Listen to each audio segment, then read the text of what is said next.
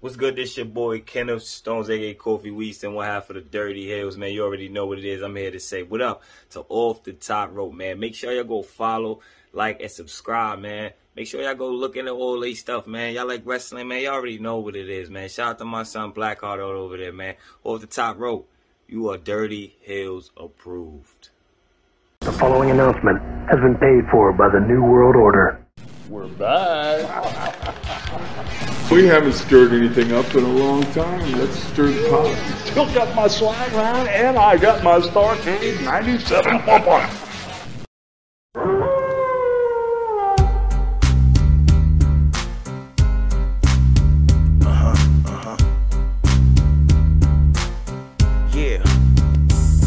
Off the ropes, be the podcast of mass destruction. Guess who's here for OGs of wrestling? Ain't no competition, we report, you gon' listen. Never no mercy, we bring the ring to the streets. If you don't know, you better find out. Off the ropes, here to prove a point, number one in the league. Bet you don't wanna tussle with us, know where to hide or run. Step in the ring, you're done, you're never stepping out again. So you're back on the wolf pack. Off the ropes, representing that 617 area. So you're back on the wolf pack. No other podcast out here more scarier. Talk to your back on the wolf pack.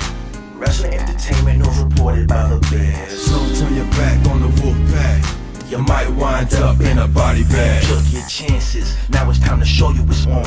In the ring, off the ropes, best believe that we strong. Day in, day out, off the ropes for life. Shiznick, E-Wiz, Fast Crew on the mic. Town be the city where we make our own rules. Stomping though you can't fit our shoes. Off the ropes, a crowd pleaser, conquering like Caesar. Lean on us like Pizza when you need your wrestling re-up. Talk to your back on the wolf pack. Off the ropes, representing that 617 area. Talk to your back on the wolf pack. No other podcast out here more scarier. Talk to your back on the wolf pack. Wrestling entertainment news reported by the Bears. Talk to your back on the wolf pack. You might wind up in a body bag.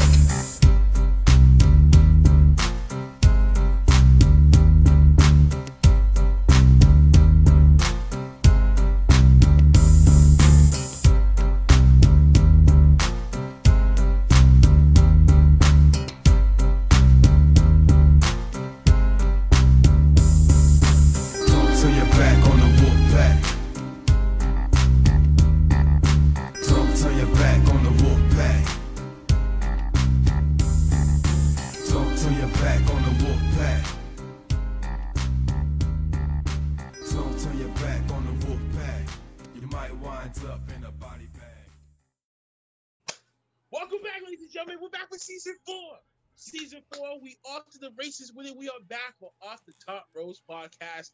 Here's the new shirts. Here's the new lingo. Oh my God, and here's the new slides. Here's the new everything, man. We got a lot of catching up to do. We back from season break. Nonetheless, y'all know who the fuck I am. I'm Blackheart, of course, the head honcho, the John Gotti, the Carlo Gambino of this thing of ours called Off the Top Rope podcast. Below me over here, and as I gotta say, I know titles and ring gear really don't mean shit to this podcast, but at least from the hard work and ingenuity and gossip rumors spreading that he loves to spread in my inbox, Doug D, concierge of this thing of ours, E Dukes, welcome back from your vacation. Welcome back, all y'all from y'all vacations. You know what I'm saying? What's going on? And then we go to my right, down below over there. Oh my God, Maverick is back at it with a full fresh haircut. He's looking real distraught. And then we're gonna over to my right, and then of course you got the boss over there, Cyber in the building with his state, you know what I'm saying? It was custom made station from scratch. And then last but not least, the former OTTR champion is finally making his appearance into the building. While he gets his camera up, Big Mike is in the building. But first and foremost, remember how I told y'all from 2 seasons ago, we needed to have a female elegant presence in here? And now we finally do. Introduce it to my right to do an official first lady of OTTR, Miss Shar. You're back. Thank you. She answered the bat signal, ladies and gentlemen, and now she's here to rescue us. So nonetheless, folks, how y'all guys doing? How's y'all vacation? What is the word with y'all? Doing good. Man, you know, we've been working, man. We have been doing it.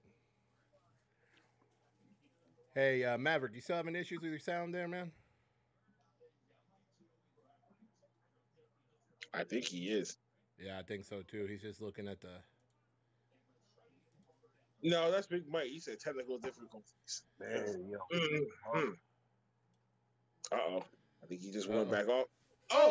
Oh, look at this man. Oh my God. Big Mike is back. Got the nice little Big clean Mike. cut going on. Look at this. Yes. Got Can you Right. hear me? Yes, Yeah, I we can hear you. now. Thank you, sir. Yeah, we can hear you now. Welcome Can back. you hear me? Oh. Yes. Welcome back from your Yes. vacation. Yes. No, we got Big Mike in the building. Maverick, he will Mr. eventually be back. He's having some technical difficulties himself. Mr. Right Back of the now. line over here. Big Mike, aka Mr. End of the Line. It's that's why I couldn't get on. It's real dysfunctional back here with you guys. I don't like it back here. Hey, you're behind me, big dog. Wait, and how is this dysfunctional for us over here? This is not good. I need to get back where I belong at the top. Oh, I get what he's trying to say. Well, He don't like looking up to people. nonetheless, we're just gonna quickly go around and talk about summer vacation. But first and foremost, we're gonna get the floor to Charlene for first and foremost, the new first lady here, and she'll give a little background of herself and her wrestling background, and her specialties and favorite type of wrestlers and favorite wrestlers that she has in mind. Char, you got the floor with this. Sounds good. I started watching wrestling around like the Attitude Era, like mid to late 90s. My specialties are AEW, and New Japan, and Impact. And my favorite wrestlers are John Moxley, Eddie Kingston, Darby Allin, Frankie Kazarian, Eddie Edwards, Tanahashi. Ooh, that's a very good selection. Very good selection. Now, you're saying that you live in Chicago, so I'm pretty damn sure you're going to be at that all-out event that's going to be coming up September 4th, right? I am. Look at Maverick. Oh, my God. Look at this man. Hey, he brought out the mask. Hey, Sir Luchador. Yes. That's Sir right. Luchador. That's right. Oh, one and man, only. he's back in action with it. Look at this guy. Mike. That's what's up. Big Mike, That's man, what's your up. camera is way off topic. E-Deuce, why the hell you been so quiet, man? You're supposed to be the third chair in charge. What's up with it? No, I'm gonna let everybody get their shot right now. Yeah, everybody's look good. This is the first episode. I want to feel what everybody else is doing before I come in attack. You want to come on to a fucking First things first. attack? I'll come back to Who? you. Attack who? Me? This is what I hear when he says that. Again, you're still champion, right? Anyways, Big Mike, if he has to get his camera back in focus, if he can get his camera back in focus, what's been going on with you, pal? You've been still getting defeat ever since I whooped your ass. That definitely didn't happen. You definitely. I think he actually did. Well, technically, I did by one match. So technically, we already talked about this already. So I'm not going to go back in history. We're not going to go. We're going to just move forward. Maverick, you got the belt. You got the luchador mask on, man. Who are you tonight? I'm a little bit of everybody tonight. This is just feeling the love. This is just like the whole welcome back. We back in the podcast. We back. We rolling. We about to do it real big this week. You know what I'm saying? So I'm back. I got my belt on, feeling like a real champ. I'm like Mike. Where'd Mike go? And Mike left because the camera is faulty as shit. Oh my god! Mike left because he's not a real champion. Cyber the underboss. Cyber the underboss. He's back. How's your stuff? Man, been doing work. It's been going good. Got to go on a little vacation with the family. Everything's been going good. Everything's going up. I actually changed my part-time job just to make sure I was open more for this. So I definitely did that. And and we were able to get some good interviews in the past couple weeks. Dude, that interview with Jay Bougie, man, that was wild, dude. That was wild, man. Y'all haven't know, y'all should go check out that episode with Jay Bougie, special After Dark episode that we have on our YouTube channel as well. Oh, it's boy. on the gram. Follow. It's on the Instagram. If you haven't watched it, watch it, please. That is the most fire episode. Yes, you do. Hashtag support indie wrestling. But Yes, first of all, sir. before we get into the bigger promotions, start with the smaller ones. So as y'all know, we just released a special vlog yesterday on the channel called the Jobber Slam, the special vlog special, man. So please, if y'all haven't, y'all should go to the Off the Top Rose Podcast YouTube channel. Check out the vlog. Check out the excitement. Check out these independent, talented stars. From Tasha Scales to Big Swole Main Invented to Shane Taylor Promotions versus Prolific. Oh my God. And this Savannah Evans, which I would talk about her a lot later when it comes to Impact. Ooh, this the whole wrestling universe is on fire this summer. I call this the summer of wrestling. The summer of wrestling has been at the fever pitch ever since June hit, with so many rumors, so many releases. It's fucking bonkers right now. But summer is over, bro. Like summer is not over until it's September. We still got a month left, Jacker. So plus we got SummerSlam. We still got all that going on. Until when we get till September, it's still summer. But nonetheless, check out that vlog. And also proud to announce that we officially want the many sponsors for the We Are Wrestling. Oh, special event coming up. You want to be starting something. You want to be starting something. Coming up next week, Ridgefield Park, New Jersey. Of course, Crew is going to be in attendance for that, taking over my spot. So he's going to represent for this. He's going to represent for the family. He's down there next week. Check him out. Check out the promotion. Oh my God! Check out the trailer that we just released before we even done this. I'm telling you, it's going to be straight fucking fire. Crazy ass matches, great talent, great environment. He's going to love it. Hope and pray he does the right thing and record some of those footage and say for the highlights and stuff. Man, he better. Yeah, he better. Oh my God. So, just to get into the quick overview, let's just quickly overview the summer of each promotion and each show.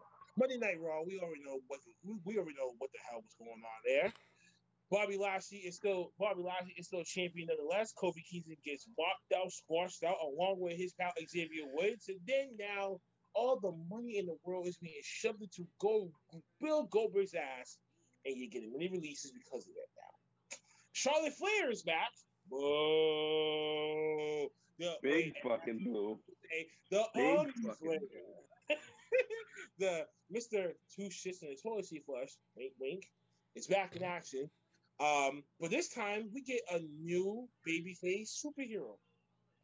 And yes, folks, it's Nikki Cross, aka almost superhero. Don't get me started with that. Oh my God. All right, I'm just giving y'all the overview of what's been going on. Okay, so last but not least, the United States Championship has just been the bottom of the heat barrel next to the 24/7 title. Sheamus is currently holding on to it right now. And we get the faces of Ricochet. Name another person to try to go after that. Oh, her brother Korea, which that never really worked out. And the tag team division is at its all-time low, and my God, there's nothing to show for it. And needed for the women's tag team championship too. And then the one word I want to describe Lily, oh my God, ridiculousness. Just straight up ridiculousness. And then one long ass word is going to ruin your whole summer. Evolution. Not gonna like that. Oh man. And then we took over the Tuesday night on NXT.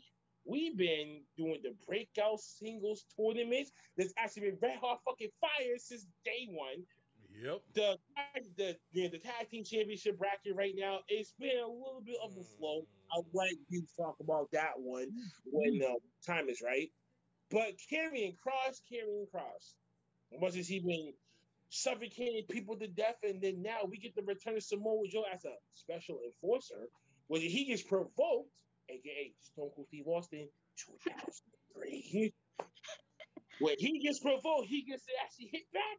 But then we see him and Karrion Kross with a go at it at Takeover SummerSlam weekend. So, And what then happened with that? and then he goes up to Raw without his wife, and then turns around and get his ass kicked by freaking Jeff Hardy. Now, don't get me wrong, it was straight up nostalgia because he brought back his old theme song, and I mean, it was nostalgia. I liked it, but it was stupid on WWE's part because now Karrion Kross looks weak. He looks weak as hell. It doesn't matter what he does at Takeover. Yeah, and moving on from that, Raquel Gonzalez is your new NXT Women's Champion, buff as she can be, but then, of course, best friends make better enemies. Dakota Kai turns heel. Now they're about to go after the NXT Women's title. Oh, man. And what can I say about the North American Championship? It's been lost in the mist, too. But then again, don't get me wrong. Hit Row. If you don't know, now you know. You dig? So I'm fully on board with that. Full-blown baby faces, and they're going to get El Fantasma de Fantasma is back. And they're trying to go after NXT Tag Team and North American Gold. We haven't seen... We see some new faces coming about. The Frankie Monets, the MSK... the MSKs. And there's definitely a few other real talents. Oh, my God. And one more thing. The $1 Million Championship belt between LA Knight and Cameron Grimes is the funniest thing that you ever had to watch. I'm telling you. That's it. But that's his Tuesday. Shipped over to Wednesday. Wednesday Night Dynamite. Oh, my God. If I can remember this off the back, here's the main draw. Rumor has it, Bryan Danielson and CM Punk have officially signed their contracts. So now it's just a matter of time for this. Matter of time before their debuts coming to fruition. But we're seeing so many other people coming into AEW soil. And this is the beauty of independent wrestling itself. It's like the hub network to go to all these other promotions and get more exposure, and get more bookings, get more money. Kudos to you, AEW. AEW is now set to release this new wrestling show, Rampage, coming up on August 20th. So be fully prepared for some big debut that night. So, oh man, the Elite has been red hot fire ass heels. The perfect baby face right now is Hangman Adam Page. John Moxley is now a new daddy. And we have issues going back and forth between so many different people. But the MJF 5 labors for Jericho, where he had to go after him and go through 5 grueling matches, and now we on match number 4. My God, I'm worn out. Can we just speed this along to All Out? I just want to see CM Punk come out, the whole place go completely bonkers. And Shaw, you better have a video when it comes to that point, because we definitely gonna need some of that. And God, it's gonna be red hot fire. Red hot fire. AEW is technically, and I don't want to have to be pulling the douche right now because he's all about them, one of the red hot promotions in American soil. I will admit, yes. And you know me, I lean a little bit toward WWE when it came to, NXT and everything else, but everything that's developed during our break totally changed my mind. Especially with the way that they said now more and more they're going to be doing more frequent releases of WWE talent. What is he trying to do? Is he trying to freaking oversaturate AEW or what? Because you know what's going to happen. Bray Wyatt's going to wind up signing over there with AEW because he got released. And Maybe not. Really? Maybe not. He'll be perfectly perfect for Impact Wrestling if he goes there and bring that scary ass being over there that helps them out as well. As I told dudes over the goddamn summer, yes, I'm talking to you. Not everyone is going to be wanting to go to AEW. There's other promotions out there that they can get the fuck over, hit the reset button, and then try to do it again later. Now, I will admit... What about the... Go ahead. What about the whole Wyatt family? Like, he's probably going to restart that. We haven't seen Eric Rowan pop up. And Braun Strowman is asking for at least a little... Play to get one little thing. Even get signed to one of these independent promotions and shit like that. And who knows a couple of 6 figures to get him over there? Go ahead, Dukes. You were going to say something? But you forget one little simple thing. But yeah, like I said, if Bray Wyatt goes to AEW, do you forget Matt Hardy's over there? And remember how Matt Hardy was trying to bring out that broken gimmick, but never really could do? Maybe Bray Wyatt could actually bring that on. They've been trying to do that broken gimmick since he first came out. Since he first came out, but he couldn't really do it because there was no fans. Here's my thing. I get it though, but we're not fully no fans can't really do it. This is just a quick overview of the summer of wrestling before we get into that weekly stuff. Yeah. So we shift over to Impact. I will let you two actually talk about Impact because I just got caught up with it just last night. So I'll leave it to you two, the first lady and E Dukes down there, since they know so much about this. You know what I mean? You can help us brothers and sisters out. I think mainly like the big the drama king. Who's going to be going after Kenny and the world title over there? I mean, him and the Elite are feuding with like Sammy and Frankie and all that, but like, who's he going to be feuding for the title? Like, yeah, that's a good question. Dukes, you got anything to say about this? With your fire alarm going off in the background?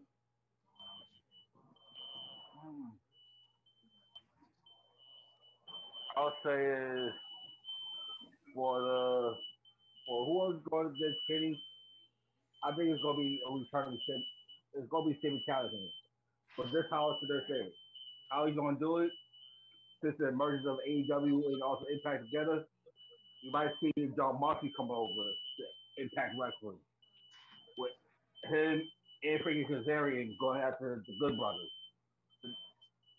That trio might be the only best trio to take out Kenny Omega. Okay, That's interesting though, because go ahead. That's interesting. That's interesting though, because it's like that was kind of tie in with Mox facing the Good Brothers at Resurgence. He has a mystery partner. This is my idea when it comes to this, because a lot of people who are talking about Impact, they're still talking about the fact that they're trying to talk about Impact just by themselves. Like, who else is going to jump up to try to bring the title back to Impact? I don't think it's going to be an Impact person. What I think is going to wind up happening, this Bullet Club resurgence coming to Impact is going to blow up, and it's going to be Jay White, which he's already shown up, and then the Good Brothers are going to have Tama Tonga and Tonga Loa to deal with. Yep. It's going to be those three from the Bullet Club that are going to come over. They're going to beat the hell out of them, which I know that's going to happen. Jay White is not going to let Kenny Omega continue to talk shit. He's going to beat him, and he's going to hold the Impact and the Never title. So that's what I think is going to wind up happening.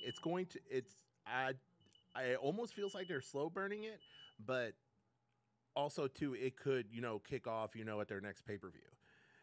It's still kind of up in the air right now. It just depends on what New Japan's going to let them do, and it depends on what AEW wants to let Kenny Omega do. So, exactly. There's a lot of things that they have to balance out, because it's not just one organization. They're dealing with like three right now. That's the whole point of this whole damn partnership. Now, quickly going to Friday Night SmackDown. Roman Reigns is still your tribal chief. Acknowledge him. First and foremost, the summer of Cena is now upon us.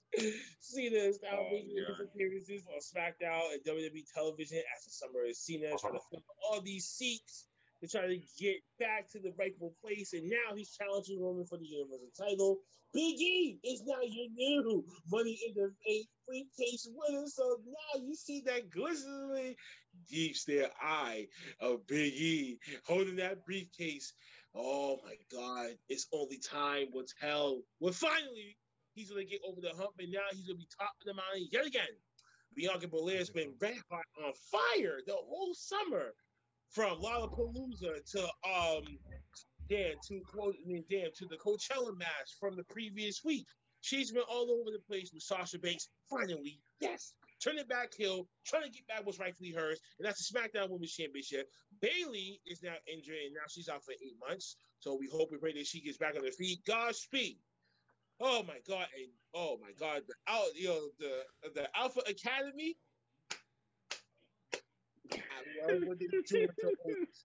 Yes, I love the fact that they're doing to Otis because now he's more fucking serious now. Oh, No more of damn. this little kid bullshit. He's actually getting to But be the mean. funniest thing of SmackDown right now is Baron Corbin losing his crown, losing his luck, losing his money, and now he's looking like a broke bum each and every fucking week. I love it.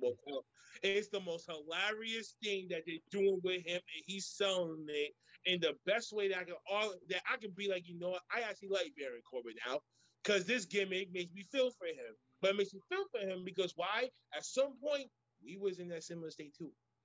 So it hits home if you think about it, real close. I really want them to let him bring back the lone wolf gimmick, have him come out of this on the other side, and him just be 100% by himself, be like, you know what, forget all y'all, I'm going back to the way I was. That's what I want for him because I think he can do more with that gimmick. Okay, I can see that kind of happening.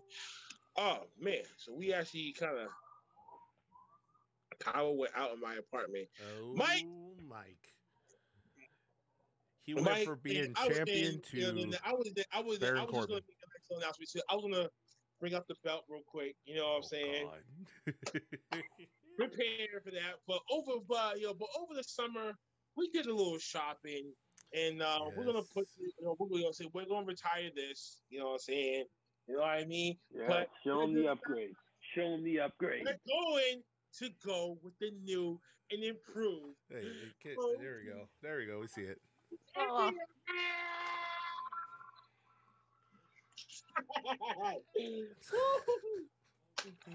Oh my God! My shoulder, and you see that, man? The OTTR somewhere right in the middle. Anyone that wants some, come get some.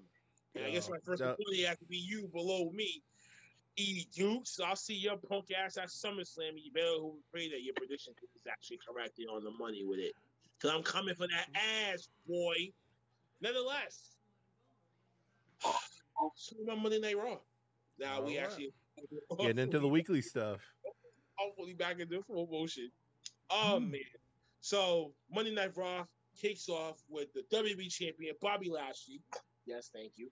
And MVP coming out to doing the promo, and of course, MVP comes out and says Goldberg showed the reign to me on Raw and challenged Lashley for the title, but Goldberg claimed that Goldberg is a gladiator, but he's being used, crushing other gladiators, but he can't stop Lashley. Then Goldberg comes out. Can someone please, my God, for the sake of argument, I just don't think that the motherfucker can't talk. No. To save his life. So he goes and claims that they're scared of him, and Goldberg is claiming that Lashley is next. Do I really even know why? But Goldberg's son, who sprouted in like God knows how long since he was in that last crowd from before, sprouted to a young man. And they pointed him out, MVP going outside, talking trash. Goldberg walks back out, hits MVP with the weirdest spear to look at. And then grabs his son, walks to the back. Lashley is irate, pissed off, and just can't believe it. And that's how we end that segment. So that's what builds up Goldberg and Bobby Lashley for the WWE World Heavyweight Championship at SummerSlam. It was like watching Spike Dudley hit somebody with a finisher move. That spear was so horrible. It was so horrible. My God, it was a damn travesty. And then people that freaking hurt to watch. You're gonna take the belt off him. I'm like, you guys must be smoking some serious drugs. Serious. Like, just watching that is just like this drugs, is gonna be so boring. Oh, I got some drugs. Speaking of drugs, here we go. I got some drugs. You know what I'm saying? I got some drugs. You know what I'm saying? This is my coming out party. Big Mike, I wish I would have put this. Smashed him in the face with this gold championship belt, but he ain't here tonight, apparently. No, Mike's gonna have to get through me before he gets another chance at you. So there's a long list. Last time I checked, you two have a little rivalry going on, so y'all can have a gold sanction match over there. I gotta deal with this motherfucker below me when it comes to this title. Hey, it's all right because after I'm done with Big Mike, you have me to deal with. Cool. Don't worry about it. No. You ain't gonna skip me. You ain't Sean, don't skipping let me. these guys Sorry. hear you But he's a because kid. we are really not. I'm going to be that kid. Butterfly. Nah. I've been looking at Yeti. He's a I'm nasty sorry. player, but he's There's really a not. line. You gotta get behind it.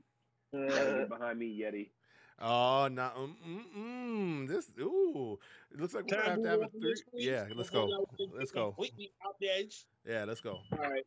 So Drew McIntyre defeats Veer and Shanky in a 2-on-1 handicap match by disqualification at the Jinder Mahal. Oh my God! Thank God Karu's not here because he would have been like, "I'm not last shot." Yes, I did that for you, Karu. Okay, so Jinder Mahal interferes and attacked Drew with a steel chair, but Drew picked up his sword to knock it away the steel chair, and he gets disqualified. I'm like, this is the most crappiest booking of the week. Now, I was gonna show you my garbage man, but I really don't feel like doing that right now. If I really had to make a choice, this thing is heaping garbage. What the hell are you doing with Drew McIntyre now? And now you got to make him suffer the Jinder Mahal vortex? I'm blaming Karu for this shit. There's so many people in the back that they could be using instead of freaking having Drew McIntyre start jobbing out to people, especially freaking Jinder Mahal. Don't even get me started with this dude. Man, if Karu was in here, I would tell him, you need to take your old boy back and if Karu was in here, what would you tell him right now?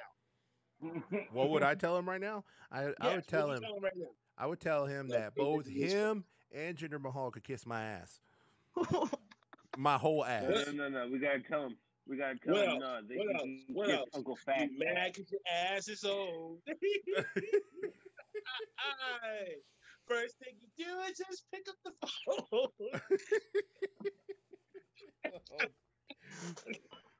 Already getting started, but. Yeah, dude. I mean, there's other people in the back that they will be given these chances too, man.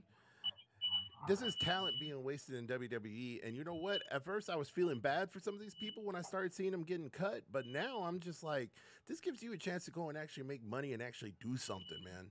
Not freaking just spread your wings and fly. What'd you say, Char? I said spread your wings and fly elsewhere where you're needed and wanted more. Oh, yeah. You see, this is why I said the independence is really going to be the resurgence of all these releases. And now you're going to see them work with other talent and getting them over. And now that new talent is going to be having a new set of eyes to watch them. That's what helps that brand. That's what helps that promotion out. You know what I'm saying? So I'm actually kind of happy that some of these releases have been happening since last year because you see what other people have and got over. Oh, and good footnote.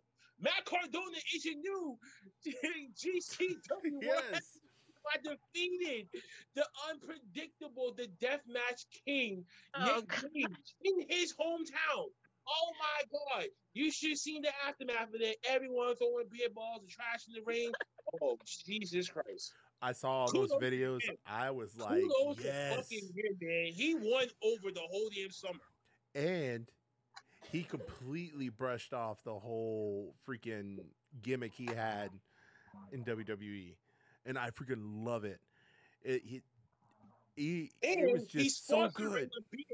Okay? He's sponsoring the Blue Ribbon Beer shit. And I'm like, dude, he's red hot fire right now. That's great. That's perfect. That's perfect for him.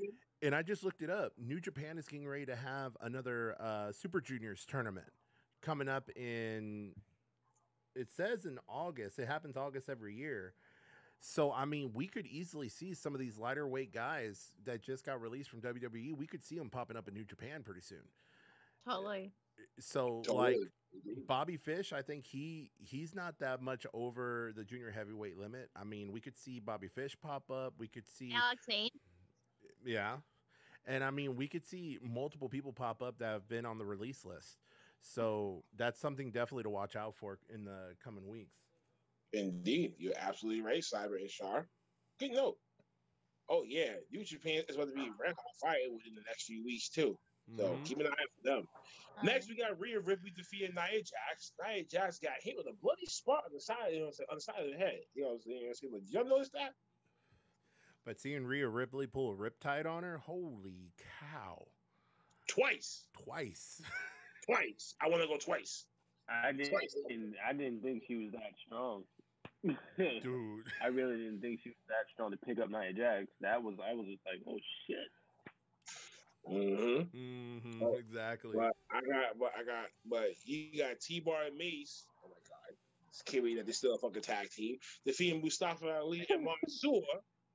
Baby White You can't believe they're a fucking tag team. No joke, dude. I figured they would have Dude, led.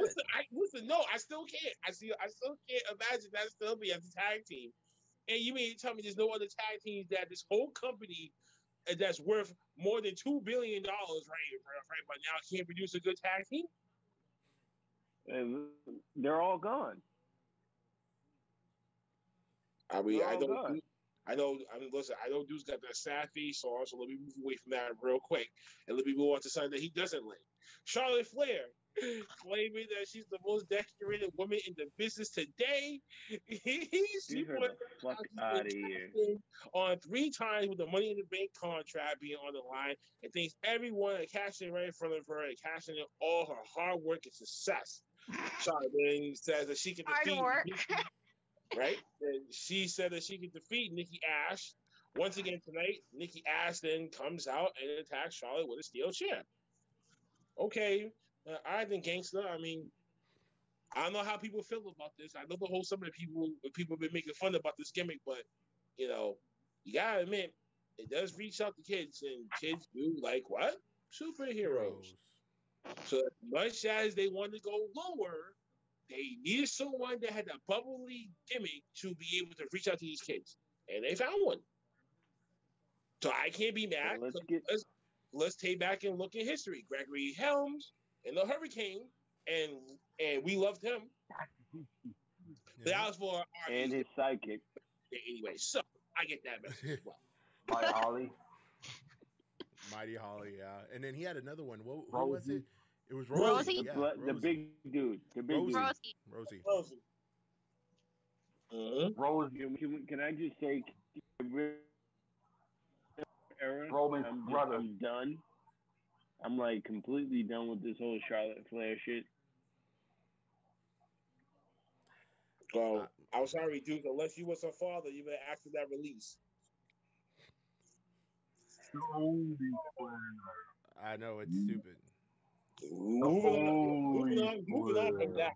What the heck we get the WWE Tag Team Champion. Yes, because Natalya is injured, suffered an injury the previous week. Now she has surgery. Now she's gonna be out for a month. So Tamina now holding on to clinch it. Now Tamina 2 belts is now, and she defeats Doudrop. Doudrop. Freaking Doudrop. I can't. Poor Pepper. Doudrop. Yes, I'd rather have her name before that. Why would you in the right fight? This woman Doudrop. So I can't fathom this. But what I also can't fathom, Alexa Bliss then marks Eva Marie after the match was over. Oh God.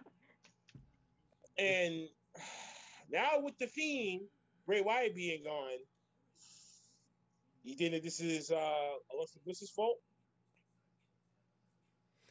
No, I think honestly the way that it happened is when he did his match at WrestleMania, it came out through Fightful, I believe, that it said that the reason why Bray Wyatt didn't originally win that match is because he was still wanting to take time off after the whole the passing of Brody Lee.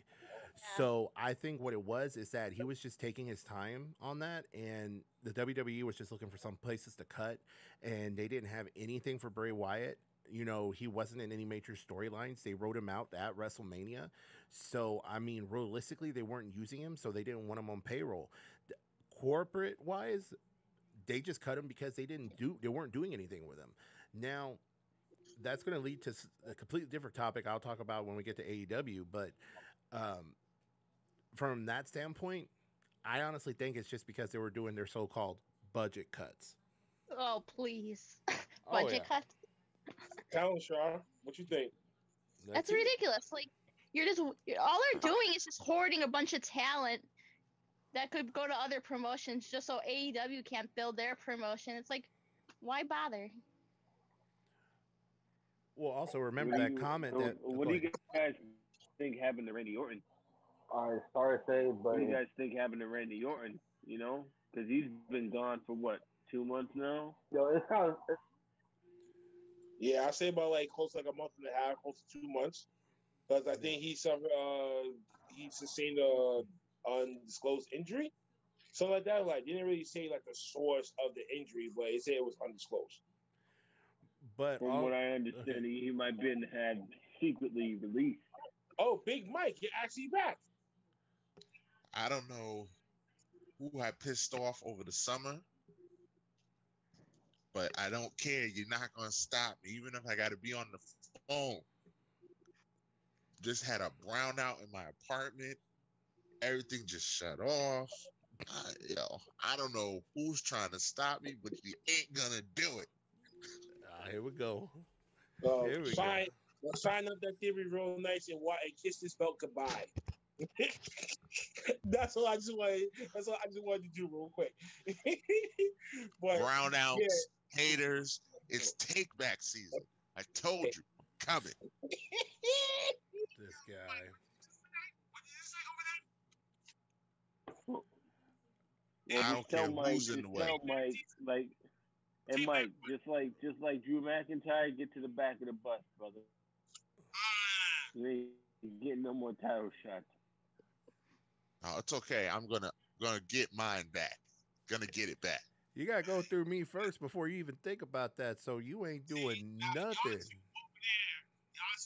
Tell him there's a line. Last season, so it spilled over to this season. So I'm expecting a good outcome when it comes to y'all two. So I'm the fuck on it. Y'all better whoop the shit out. You better whoop the shit out of each other this season. The only thing that's going to happen is it's going to get boring and repetitive because I'm going to just keep winning over and over and over again. On this list on this whole title shot right now. Oh, listen, man. Look, last time I checked, man, you were the back of the bus anyway. I'll deal with you whenever you ride up the race again. There's gonna be a lot of people that are saying that. Oh, wait, what? You should be going after the Simon right now. Wait. Hold up. I heard Charlton. I was about to say, we just heard the new girl just flat out say, you just got more than just that to go through. What?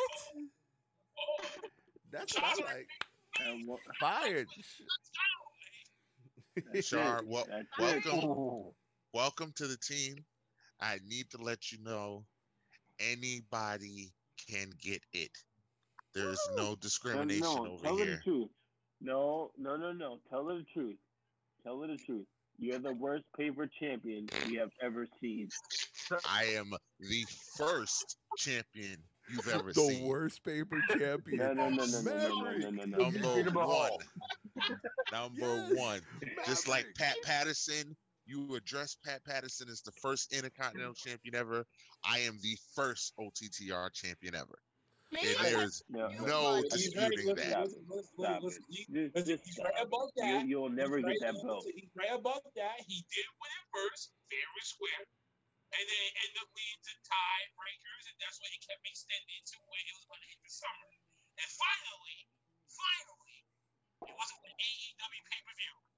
Oh, my God. If it wasn't for AEW, if it wasn't for goddamn Jungle Boy. If it was specifically for this belt, would probably still be yours. And I thank you for that competition.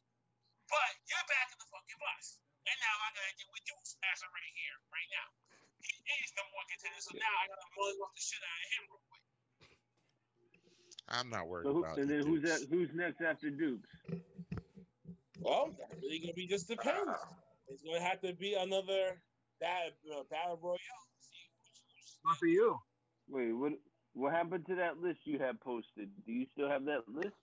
I still have my list. I still have that list. Yeah, we're gonna have to go down. Yeah, that we're list. gonna have to look at that list and update that list. Because I'm telling you, Mike's at the bottom. You know, I think I was next after Dukes. I know Yep. all of y'all are talking, but Cyber is the only one to step up and put the challenge out. I think it's I know probably that. you and Hey, I'm gonna lay it on the table. Let's go. I am going to be out of the country, Career, but I will Wait, get wait, the wait. prediction. If you want this SummerSlam smoke, you can get the SummerSlam smoke. Well, then let's go. Why would You we talking tell about it? the Let's number be one about it. loser? So this sounds like you two won a match. This sounds like you two need to get in the ring. You two need to fight this shit out. So, let's go. For SummerSlam, Y'all go ahead because me. I'm booking you two in the predictions match. But the kicker that I'm gonna give you two is if there's any surprises that does come up during the event at any point, you get 2 points each. Okay. Okay, I can live with that. So say if I'll give you a prime example. Cena ends up being in Roman, but then Big E comes out and he cashes the money in the bank and wins. So then we each get 2 points off of that, and then plus the points that we get for whoever won the prediction. Mm-hmm. I got you. Hey, yo, Okay. Yeti, sit his ass on the fucking bench. Oh no, I'm about to put his ass at the back of the y'all two line. got your little private beef going on over there. Oh no, Now, no. I Hold up. So now that's what sells y'all two little beef right there. Okay. That's what's going to help sell this little beef between y'all. Y'all can finally get, blow off some steam. That'll be a good exhibition match. Okay, no, As now for number one contenders, it would never be between Shard, Maverick, and the rest of the boys who will be participating in this thing too. Yes, don't count me out. So if you're going to call people out, you better call the following. You better call the facts. You better call Crew. You better call out me, which you're not going to do. Otherwise, I think everybody else, y'all know how to respond to that. So I ain't gotta say too much. So now that everybody's back, let's move forward to Monday Night Rewind real quick. The Miz and Morrison had held the Miz. Hurry up and lose.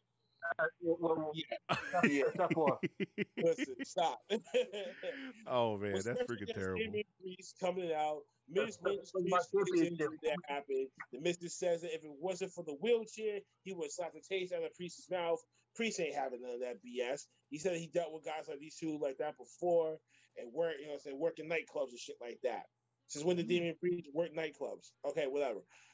John Morrison then attacks Priest, but Priest fights him off and tosses him out the ring. Priest then sprays multiple times with the dripstick. That is such a stupid gimmick. That's just a real nah. That just didn't work out. Anyway, then we get Damian Priest and John Morrison going one-on-one. Damian Priest gets over John Morrison. After the match, the United States Champion Sheamus comes out and attacks Priest, but Ricochet comes out and makes the save, which ended up being a tag team match. Damian Priest and Ricochet end up defeating Sheamus and John Morrison following next. I don't know why they just don't do this shit 1 segment before that leads up to the match. You got the match. Do it the way that you used to do it before. You're doing it ass backwards WWE, but we already know this shit already. Oh, and good thing is, you cannot stop us this season. Ha, ha, ha, ha. We're not on Anchor right now, but shout out to Anchor, by the way. We're still going to be on there, posting our podcasts on there like we always have and always will. And dude, you said that, and watch. A couple episodes in, WWE production truck's going to start screwing with us, and then I'm going to be like, it was because of you. Shit, they turned the power off in my building. What are you talking about? Well, they shut it off because they knew you were the number one loser, so they had to shut it off. Oh, look, actually, it got turned off because God forbid I get put in this number one contenders match. Then, the big bad bully's back again. But no, it's okay. It's all right. Hey, I'll take Cyber out. OTTRs. We'll climb this ladder. Listen. It's because Cyber issued that challenge to you. That's why I made you guys a little match of Lost and Steam.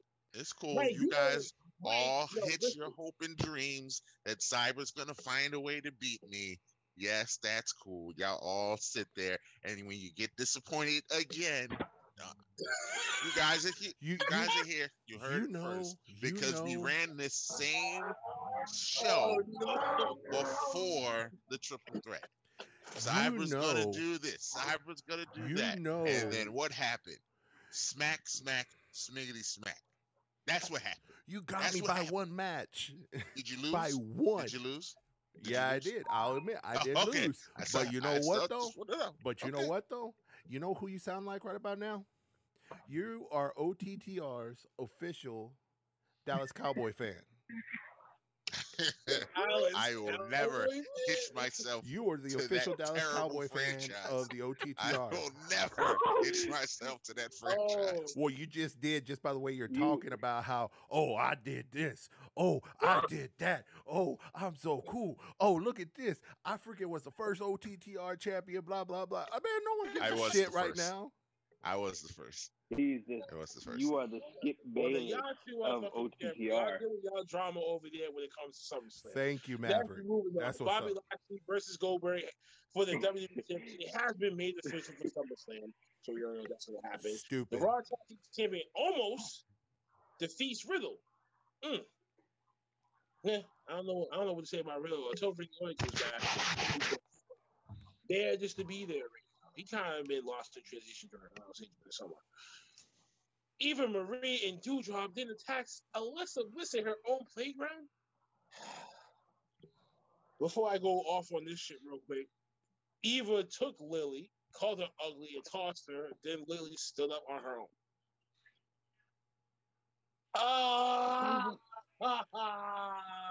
The writers need to be fired for this in general, and the staffing for WWE needs to be slapped in the face, because bringing Eva Marie back and cutting the talent that they've cut is stupid.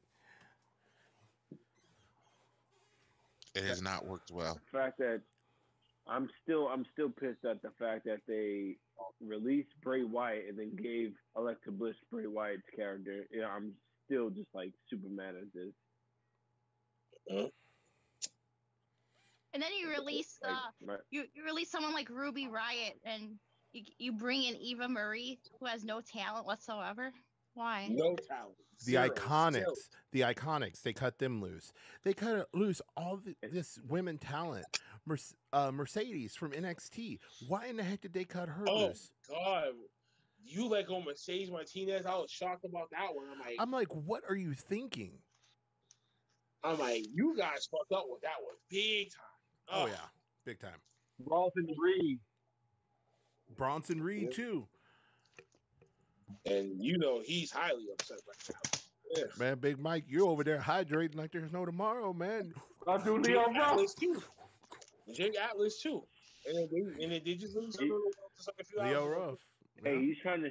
Oh yeah, hey, he's over there trying to shave his refrigerator, bro, because the power went out. Oh no! And we're just on Raw, people. Just remember, we're still on Raw. We still got the rest of the week. This whole Eva Marie and Alyssa thing is two shits in a toilet seat flush mixed with Uncle Fast's bacon wrapped Bible garbage mixed with me shitting in my own bed and lighting it on fire. That's all I gotta say about that.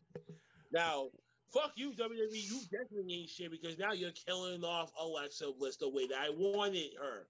Now you turn her into a cartoonish Harley Quinn that has no self-esteem and relying on the fucking doll of the fucking worth. Now, if people start buying these dolls, I'll be highly surprised too. That's like buying the Fiend belt. That was like $500, wasn't it? It was, and that belt is hideous. Who would spend $700 on that belt? I did.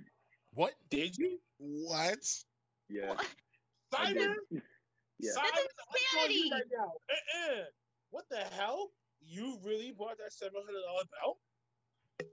I did actually, yeah. Maverick bought that Yeti. I did buy one. I was about to say, nuh-uh, don't you put that stink on me. I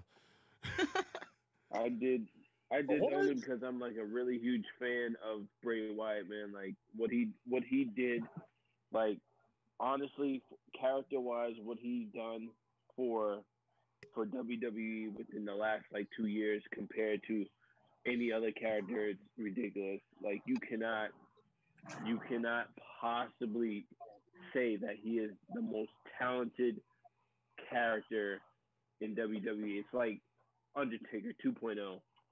I'm sorry. I'm just being honest. I had to do it. Well, don't get me wrong. I don't agree. I don't disagree with you. I think Bray Wyatt has probably been one of the biggest characters to have such a metamorphosis from his start from in the WWE to when he got released. I mean, look at what his character was when he started. Husky Harris. Husky Harris. Husky, He went from that. just a big husky ass motherfucker. Went from that. Went from the Wyatt to the Wyatt family, which was a huge jump for him. And then he made another jump again when he became the Fiend. So, I mean, he had such a massive growth in WWE. So, Maverick, I 100% agree with you. Bray Wyatt has done a lot in the WWE. I feel like he hasn't gotten enough credit for what he has done. And I honestly think a lot of people have different opinions on this. He is going to sign with AEW because I think what he's going to want to do is he's going to want to do something to help continue pushing the memory of his friend that passed away, Brody Lee. So I could see him. He may take over the Dark Order. Exactly. I think he may take over the Dark Order. Exactly. That's what I think too. I Because think he'll gonna join, take but that I don't over. think he'll take over. I think he'll work with them. I don't think he'll take over. Yeah. He'll do something with them. Yeah. They said -1's going to be the leader of them. There's going to be no, like, real leader of them. Right. Yeah, they're going to say that spot for -1 when he gets old enough and he actually wants to wrestle, and that's by choice. If he does, then you already know that spot is going to be reserved for him as long as that company still stands. Yeah. Nonetheless. Yeah. But definitely the unofficial, at least I would say, Guardian Angel would have to be his character. Whatever that dark character that he could potentially bring for that Dark Order. Imagine a whole new makeover for the Dark Order, and they kind of enhance that to their gimmicks now. Because now they have a little Guardian Angel, aka the Fiend, will start coming into play. Whole nother mask and shit like that, more freakier some shit. TNT will like that because why? TNT is a serious network program, right? Yep. So they're gonna want shit like that. So what better way to do that? And then look at how much blowback WWE has gotten from their network partners for cutting Bray Wyatt loose. They shot themselves in the foot big time for cutting them loose. And listen, they shot themselves in the foot when they didn't check out Aleister Black contract before you let him walk out clean within 30 days, and he went right over to AEW and got over within one match, a squash match, which we'll talk about that in a little bit too. But let me get past Raw real quick. Let's get out of Raw. Keith Lee ended up defeating NXT champion Karrion Kross. This is 50-50 booking clearly all the way compared to last week. You know what the hell happened. Karrion Kross got one over on Keith Lee. Reginald, the 24/7 champion, had to defeat Akira Tozawa to retain the 24/7 title. And last but not least, for the main event, we get a no-holds-bar match between Charlotte Flair and Nikki Ash. Nikki Ash getting one over on the Omni Flair in the no-holds-bar match, which I actually kind of liked it. They tried to portray. I liked the match. It was a good match. It's just Superwoman in the female version of Lex Luthor, right there, and we just see that in the match. Yeah. And what kid is not going to want to envision that? Especially the comic book nerds and readers and shit like that. They get fantasized about that type of shit. What better way? If you think about it, this is almost like, I don't want to say almost, but Ric Flair and Ricky Steamboat. Except Ricky Steamboat wasn't no superhero, but then again, he looked like he could have been a superhero. Iron Fist. So they can portray that either way it goes. But they're trying to appeal this more to the kids than anything else because they're kids. It's going to add us to the parents. Parents equal money. So what bad way to do that? And that was the end of Monday Night Raw. And yet they still haven't gotten Nikki any merch yet. Oh man, listen. They're not capitalizing on that. Listen, I think the costume is well more than enough already as is.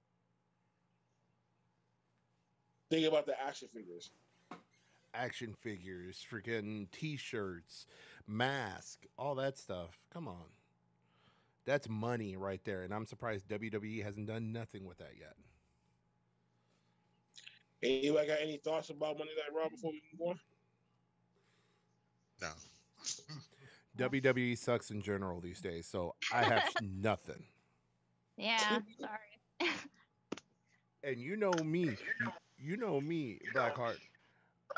I'm usually big on WWE stuff.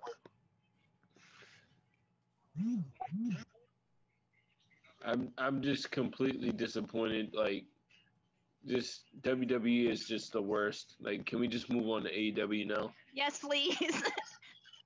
Actually, we're going right into Tuesdays. We're going into NXT real quick. Let's take it. Let's turn the show to Tuesdays real quick. NXT. Then we get the High Road. If you don't know, now you know. Yeah, defeating Legado del Fantasma by disqualification. Santo Escobar interrupts and hits Top Dollar with a steel chair after the match is over.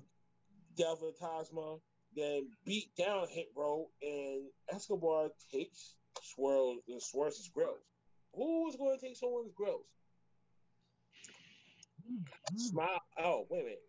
And if Maverick was back when he was in high school, he could have played off as Nelly too. So what? Yeah. Imagine him back then in high school, right? He put a little band-aid over his teeth. He wore the band-aid. Oh man. That's funny. That's funny. I wore the band-aid. That's what's up. All right, Nelly. Oh, sorry. Next we got Ridge Holland defeating Inkman Gyro. Well, that was a pretty good short match. I wish they could have displayed a lot more of that. Roger Strong defeated Bobby Fish. As we find out later what the hell happened to Bobby Fish later. Damn, that fucking sucks. Then we got the Grizzly Young Veterans defeating the LA champion LA Knight and Cameron Grimes after LA walked out on Grimes. Is this 30-day Butler thing supposed to end soon too? If I'm not mistaken. I think within the next week or two, it should be ending finally. I kind of wanted to see this. Yeah, it's hot for this thing. Yeah. Cameron Grimes needs to get back to doing what he was doing before. Spending his own money.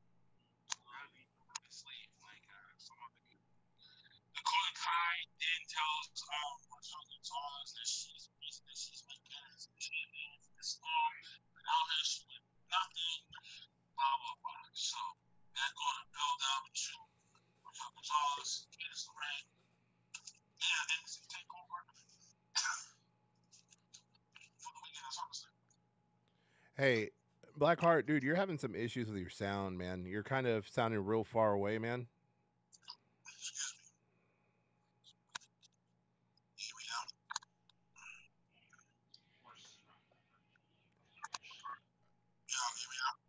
Yeah, but you still sound real muffled, man. Here's my thing. I want to kind of touch base back on the whole Escobar situation and him getting into it with Swerve Scott. Let me tell you something. The way the WWE's been cutting people, this is what I feel is going to happen. They're going to get into this huge match where it's going to be the North American title up on the line. Whoever wins keeps their job. The other one's going to get cut. Do you really think that? Honestly, the way things have been going, would you be surprised? You win, you stay. You lose, bye-bye. You see, Maverick's in the same boat as me. That's the way it's coming down. Isn't that what happens later on in the show? You're actually gonna get that in a little bit too. I would only be surprised because it seems like they're putting money into Hit Row right now. So that would be surprising to do all of that for them to just cut that. Don't like what Impact used to do.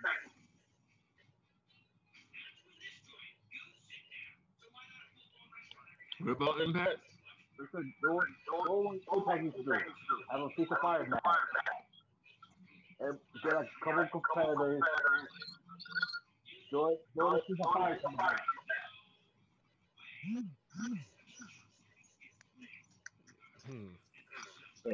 Go out to the party.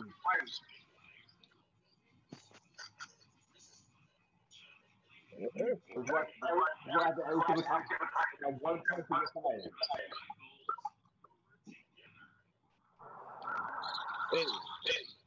Trade back. The things Joey gave to advance to the next round in the breakout tournament. Io Shirai is Stars tried to bond at sushi restaurant to leave Zoe with the bell. Kyle Shirai is stupid. Idols he was happy to Samoa Joe tries to go after the NXT Championship and partner Security hold the back. Joe and then Joe eventually takes out the Security. And last but not least, this is the match that you guys were actually just kind of just talking about. Johnny Gargano defeating Dexter Lumis in a match where Lover match. But Indy Hartwell doesn't care about the match. He still runs in the ring and jumps and kisses Dexter Lumis. Nice guys finished last. Hey, that was still a good match, though. It was a very good match. Yeah. You forget how good Dexter Lumis is because they don't seem to know what to do with his character. Yes. But he's really good in the ring. And Johnny Gargano just makes everyone look amazing. Like Johnny Gargano is a hard worker. It's almost to the point where like we got to start giving this dude. He might legit be one of the top 5 in all of WWE because I can't think of him putting on a bad match. I can't even remember the last time he had a bad match. Everyone he's in with, the match is amazing. Exactly. You're right. All right, so we're ready to move on. Let's just sit back and let y'all have y'all time. Here we go. Tell me how AEW's you know what that means. The greatest show on the planet. Yeah. Then we get Chris Jericho. Go one-on-one with Juventud Juice Guerrero. And then last, even throughout the third labor of this 5 labor, I call it. Jericho had to finish. So he hit the juice effect from the top to hit Jubilee and Juventud Guerrero gets the 1-2-3. After the match was over, Wardlow then attacked both of them. The MJF says that Jericho must face Wardlow next in the 4th labor of Jericho. MJF will be the special guest referee. They kind of see they fucked up. They should put that one first. I don't know how people feel about that. We all feel about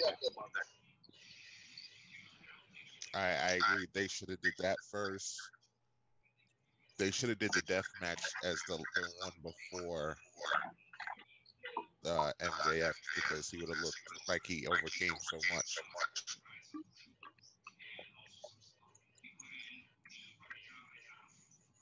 But you know, what do I know? I'm just over watching Chris Jericho fight. Just Chris Jericho is one of my favorite wrestlers of all time, and I'm very good watching him fight. I'm sorry, he was like one of my favorites too, but this Chris Jericho, no, done. I'm done. I said that last season. I'm just every match, like I'm waiting for him to fuck up. Like he's gonna do something. He's gonna mess up at some point in the match and really hurt himself. Yep. This is what I think Jericho needs to do at this point. he needs to take the the way that MVP is doing with Bobby Lashley. As in, he's part of the inner circle, but he pretty much watches the back of everybody that's there. He just needs to be a mouthpiece, pretty much. Exactly. That's honestly what And I think needs to happen. And then he can do his one-off matches, and that'll be it. Exactly. And then start transitioning into his role as a announcer for Return.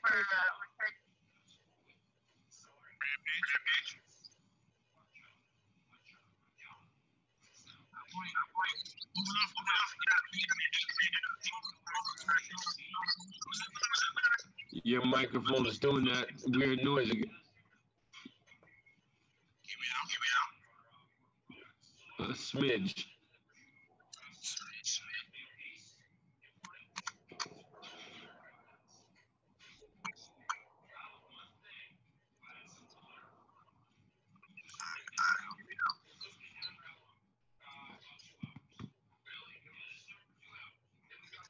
I can't wait to hear y'all defend this Andrade thing, because this is the stupidest thing I've seen in a long time. Which one? Andrade's beef with Pac and the other guys. Because this is stupid. I'm gonna say this, and I'm gonna be honest about Andrade. He is a really good technical wrestler. Like like for me, it's like once in a generation you get a really good Mexican wrestler, and he is really good to me, honestly. Yeah, I agree. He is the best Mexican wrestler. As terrible as this kind of sounds, but he's the best Mexican wrestler right now. Like, he's the one. Yeah, definitely. That's why I say like once in a generation, because there's not like every generation gets that one good wrestler. You know what I'm saying? Like, and that one good Mexican wrestler this year for this generation is Andrade. Now, his problem is he can't speak English, so it's going to be hard for him to be a babyface. But he plays the heel very well. All I'm gonna say is your wife is Charlotte Flair, bro. You should be talking to Ric Flair and learning how to speak some English, motherfucker. I agree. That is true. Like, you're married to an American, bro. Like, your English should be on fucking point.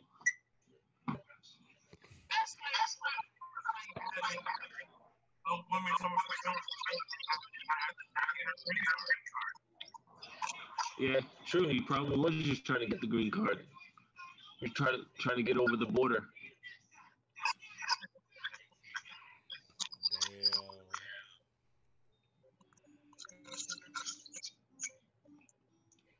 You know, he didn't want how do I say this nicely? He didn't want Donald Trump to build a wall. He didn't want that much what? I said he didn't want Donald Trump to build that wall.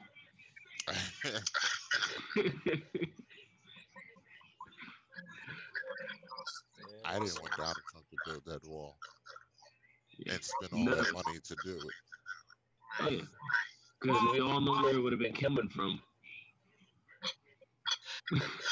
Not his pocket. Damn.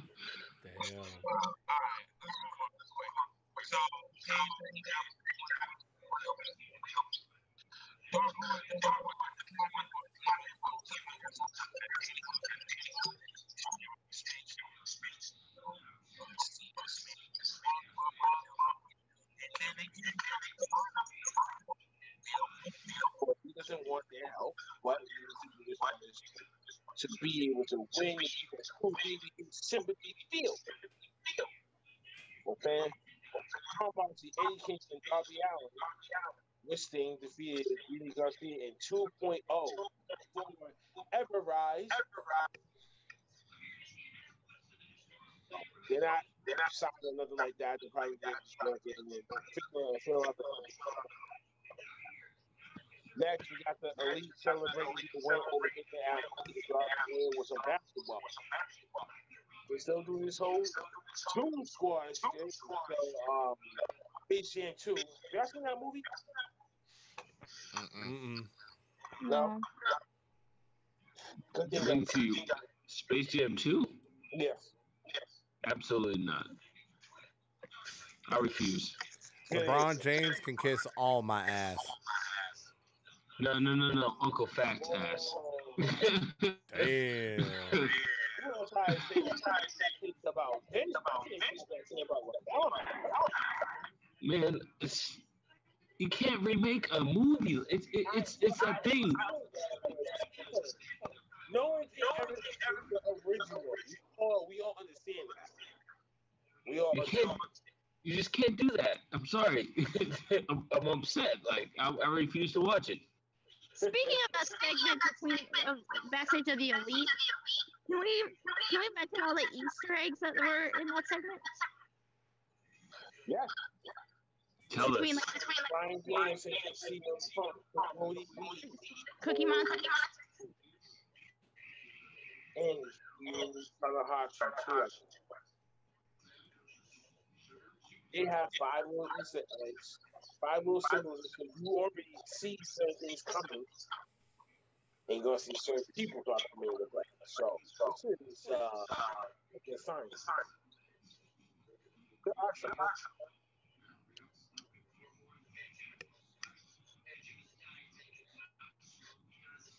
Britt Baker defeats. No, excuse me. Christian Cage defeats the Blade. I guess now Christian Cage got a member of the contender now. Britt Baker has defeated Red Velvet for the AEW Championship. It's made official for the debut match of the champion. So I can't tell you. Tropic World is on Friday. Yeah, he found someone to work with. Wiggle and have his hands tied, kiss his feet, and wipe his feet. And when he's fucking track out him to the message. You know, I used to hate Chavo Guerrero. WCW Chavo Guerrero was like the worst. I hated him. But when he came to WWE, I fell in love with him. Just because of the stuff he did with Eddie Guerrero. Yeah, that whole Eddie Guerrero got me. And did you watch his stuff from God, what? Lucha Underground. Yeah, yo, look, dude. So many people came out of Lucha Underground, and it's just like, shit, can we get some more Lucha Underground? But like Chavo Guerrero, man, what he did over there was sick. Yeah. Wow. I didn't know that you had some over there in average. So what? I didn't know that you had that. Yo, man, listen, Chavo Guerrero, man, like I said, WCW Chavo Guerrero was trash. But once he came to WWE and started working with Eddie Guerrero, like that whole just like who he was just flew right out the fucking window. Mm-hmm. Like an ex-girlfriend throwing out her man's clothes, man. It just like fuck it. It's a new era for Chavo, and he really just like changed over like a leaf. Wow. All right. Next, we got Hangman Adam Page and the Elite interrupt. Elite beat him down, Dark Boy come out, and Street Racers stop the rest of them as per Page's request. Frankie Kazarian, he punches comes out, makes but gets over Matt or the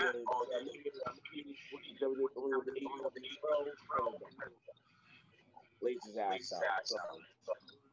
So supposedly this match isn't going to happen, but I don't believe it. I think it's probably just do this one. I think it's short after that. Or maybe it's going to be a triple threat match for that belt. I don't know how other people feel about that, but this is what I might feel like it's going to go towards a triple threat instead of just saying, nah, we're going to put this guy before you, and you are a homegrown fan. No. So, I don't know what this is. Next, we got Miro defeating Lee Johnson for the championship, which we all know that was it is that way. Lee Johnson, that's skinny. Yeah, I would say Lee Johnson is kind of like Havoc's brother.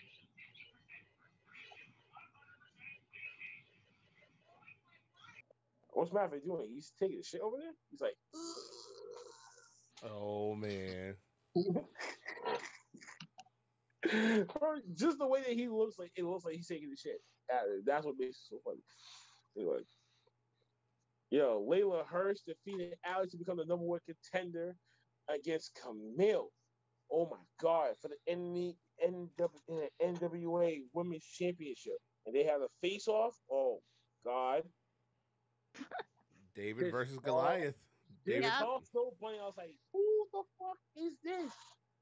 And I was like stunned away. It was like the height difference is just, oh my God. Yeah, they told David versus Goliath. Told David versus Goliath, but it was like, oh my God. It's like almost giving me the same theory as I thought about China.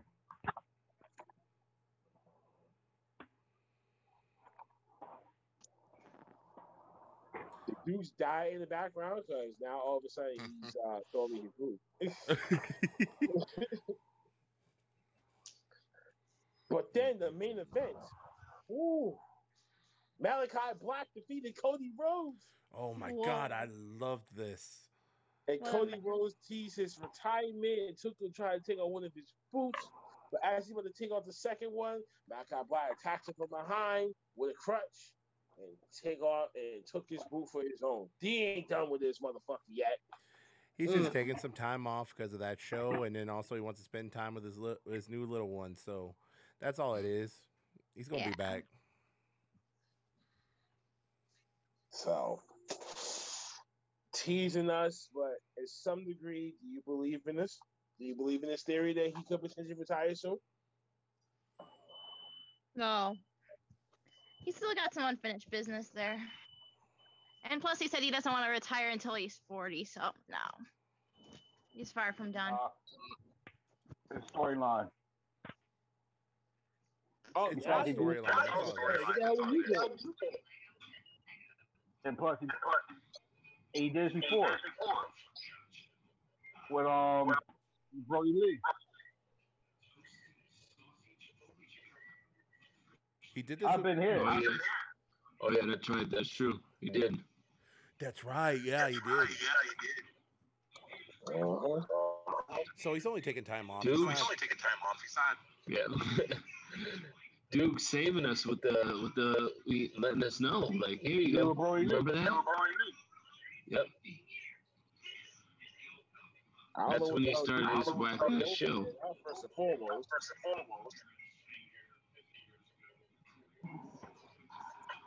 Duke, what are you doing back there?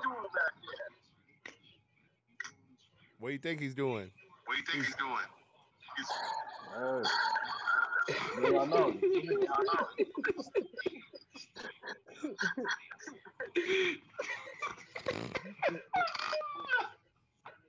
Dude, what are you doing back there? No. He's feeding his outer fat boy. Don't worry about it. You see, with the skinny people, it's the inner fat boy. But for us, it's the outer fat boy. Hey, don't talk about my inner fat boy again, all right? The only two people is Maverick and Wild. That's it. Well, listen, I'm going to tell you one more time. Don't talk about my inner fat boy again. I take offense to that. Take offense. What? I'm kidding. I'm fucking kidding. Take offense. Okay. Before we take any more offenses, for the first time ever, let's go to Thursday night. Yo, Impact Wrestling. Thursday night. Who? What?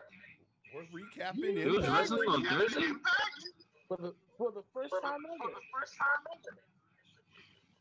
What network are they on? Thursday. No, what network? Like what TV show? Oh, I don't know what that is. You can watch it online too. Well, you could watch it on Twitch until just recently.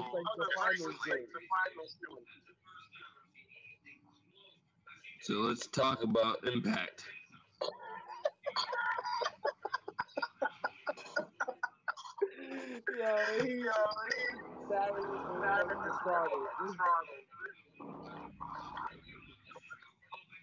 Oh man! The first match though, Chris Bay with Jay White coming out and going against 101 with Juice Robinson and get the club off that man. Now, I'm sorry I didn't want to say this, but I think this about Impact Wrestling shit. Yeah, and got a little trouble to explain it. Certain people that we did go over there and what's the better for them. I want to laugh at them. So,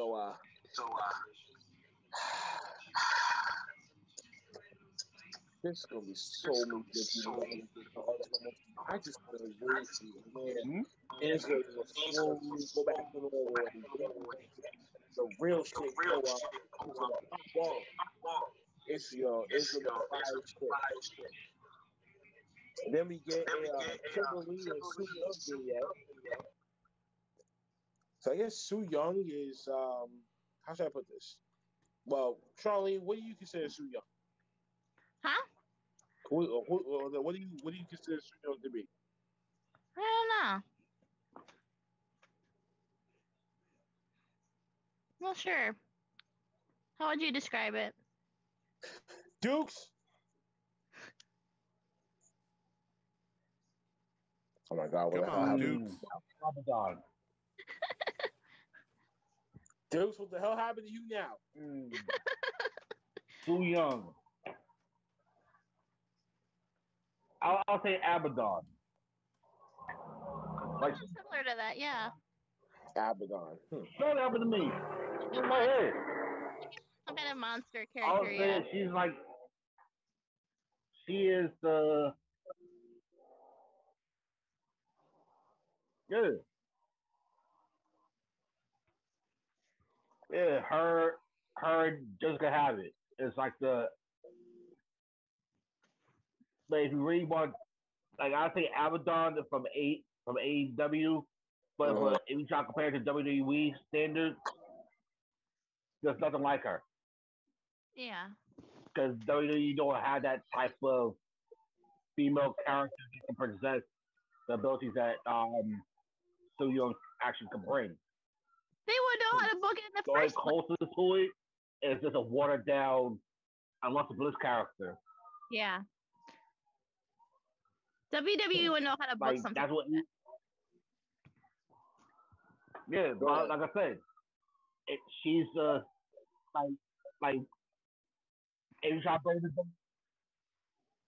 Yeah, if it does, it's watered down. It's just like Alexa Bliss right now. That's what it looks like. But if y'all let them change them loose, that's what you get. Sue Young. Sue Young, she's probably one of the toughest female wrestlers in Impact right now. For his knockout champion, that's what she needs to do in the ring. Good theory of thought. I gotta say on that one. Thank you, Dukes, and thank you, Charlene, for that nice abbreviation for the people that do not know. That's my opinion. Okay, we're done with that already. God damn it. Don't get a little too excited, man. Don't pop your draws. Jeez. Next week on Impact Wrestling, we get Tyler Wilde will battle Tennille Dashwood 1-on-1 next week on Impact Wrestling. But at Impact Emergence, the Good Brothers will be putting up the Impact World Tag Team Championships on the line against Violent by Design and Rich Swann and Willie Mack. Now, Rich Swann and Willie Mack, I actually imagine that match. Imagine that tag team actually happened from maybe 8 months ago, maybe that. But then again, I was like, it's kind of uncertain. But then again, anything is possible in Impact. They actually do shit. They actually switch up the formula and try to give people what they want, and depending on what the hell that they need to. So I can actually respect that. So you gotta give credit to Impact for being creative as well.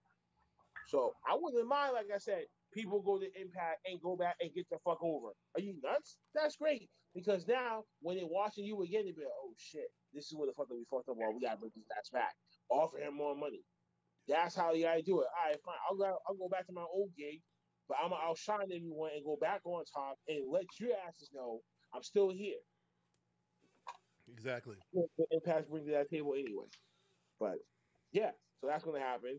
Then Rohit Raju ended up getting into a backstage competition with Matt Cardona and Chelsea Green over nothing, just to be like, you came this close to hitting my girl, and all that type of shit. Like, all that's his point. Anyway, Chris Sabin tells Gia Miller that he plans to overcome Moose and 18 other competitors to become the next challenger for Kenny Omega's Impact World Championship at Emergence. So I guess we're gonna have a battle royal or some sort going to happen when it comes to that. The second match was a fatal four-way match. Jay Sutton, Trey Miguel, Rohit Raju, and Daivari in a fatal four-way, and whoever wins a contender for the Impact X Division Championship, which is Josh Alexander, if I'm getting that correct. Yeah. Yeah. Big time. Yes. He did his research. That match was actually fire. I liked it. So I'm like, Trey Miguel. I had to underline his name too. I'm like, Daivari, he's still in there? I'm like, okay, there's some familiar faces, new faces, and then Jay Sutton came out. I'm like, oh man, you already know he's gonna win this. But Trey Miguel was someone who was like, okay, my aura, my energy, my focus is on him.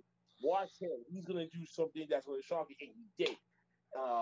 He did some crazy sequence, and and then after that he did like a Virgo super off the top, and then he hit someone with a submission right afterwards, like in like the same sequence, which was dope as fuck. I was like, ooh, if he would have went to NXT, like 3 years ago, he probably would have been red hot fire by that time period. Because think about the talent back then compared to what the hell that they had now.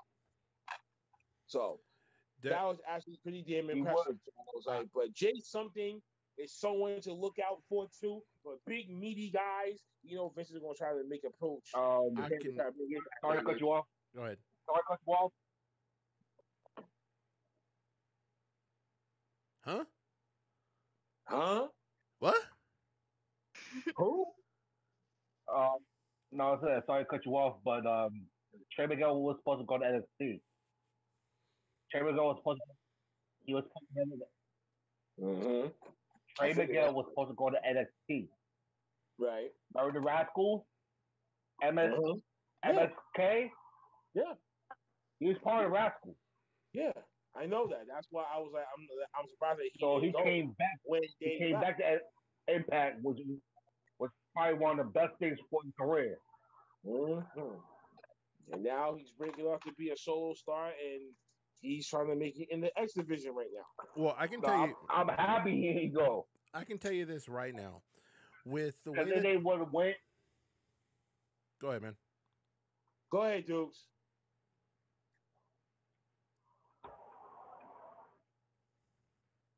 Okay, never mind. Go ahead, Cyber. What I was going to say is, I'm sure Char would probably agree with me on this, or might possibly agree with me on this. But I feel like the X Division now is a lot more entertaining than the world title picture right now. I agree. Because Kenny Omega, I hate to say it because I loved Kenny Omega back when he was New Japan. he was, getting into those fights, with God, the name done left my mind.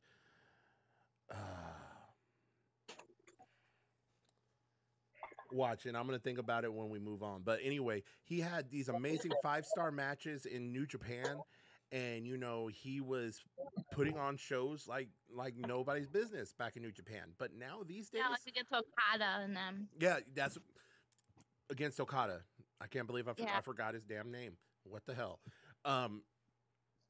Those matches, that Kenny Omega, that's the Kenny Omega that most people want to see. This one, I want to see someone beat the shit out of him, and I want it to be Jay White. But like I said, the X Division is way more entertaining right now than what the world title picture is. Moose, he should have gotten his shot. He should have gotten his chance against Kenny Omega. I understand. I totally agree. I said it before. I was like, yo, Moose should have won that title by now. That was the perfect opportunity. If you try to get someone that's active in that roster to take the belt off of Omega to lead, now to finally they got over the hump. Finally now a black champion again could have had the belt now, and so I'm saying that would have been more solidified for that accolade, but they didn't put a trigger on it. I'm like, but that's neither here nor there. Bad timing. Yeah, very bad timing. But the next match, though, it made me smile. Karen Hogan and Tasha Steele versus Jordynne Grace and Rachel Erling. Richard Erling. Excuse me. God, man. Ellering, excuse me. Tongue twisters. Rachel Ellering, which this tag team is very unique. It's like a bodybuilder, snow bunny escapade, and just if I would have got in the middle, I probably would have been squished already. I think I would have been. I mean, it's so different from the Mandy Rose and Dana Brooke combination that I was so used to in WWE, but going over here, Impact, I can't do that shit. I mean, you girls are going to try to hurt me, and I mean hurt me. But nonetheless, the Stick Snow Bunnies wins with a pretty impressive victory. When the after the match is over, Fire and Flavor are no more because my girl Savannah Evans made her debut and Molly Wop Kara Hogan. Now, as Doomtime probably gave a little rumor mill that her contract is expiring, so she could be potentially a free agent. Yep. I heard the same thing. Yeah. Making sure. They think her contract expired recently, and she was seen backstage at AEW this past week. The slow, so you really need a slow transition globally for the AEW locker room. Yeah, I could easily see that happening. They need to start building the women's division there. Yeah, that is true. And then we get the fourth match, yeah, which was Steve Macklin defeating a jobber and Josh C. Now, this was truly a fucking squash match, all right?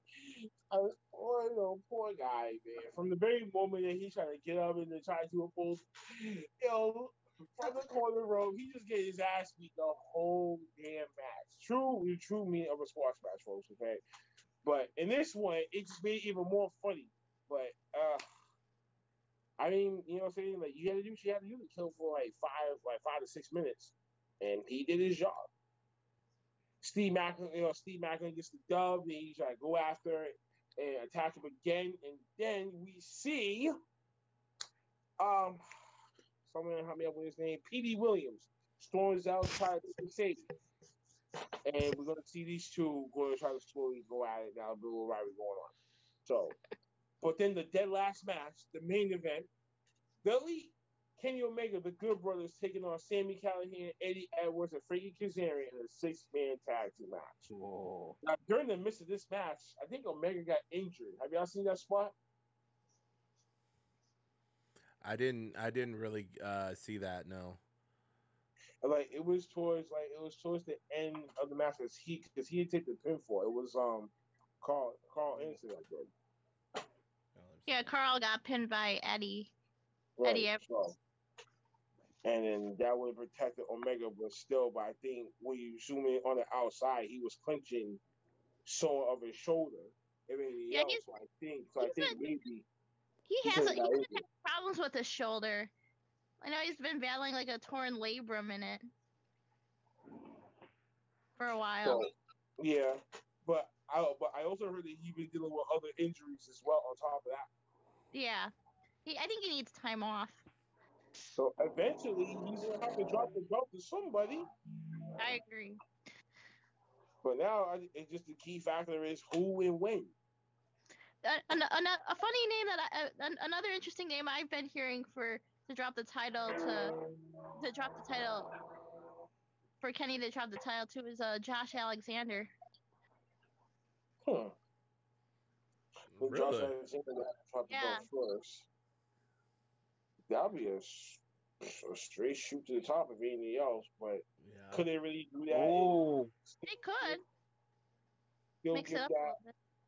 I mean, yeah, but if he's also, but if Omega is working through injury too, we just don't want him to get too messed up, and now he can't fulfill his obligation in AEW as well.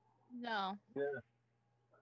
That'll be another scary But that means he's working more often than ever now because he's at high demand. Yeah, he's not only wrestling AEW and but he's wrestling AAA too with the big match against Andrade next Saturday. Yo, she's about to say something. I got it. Yeah. Oh,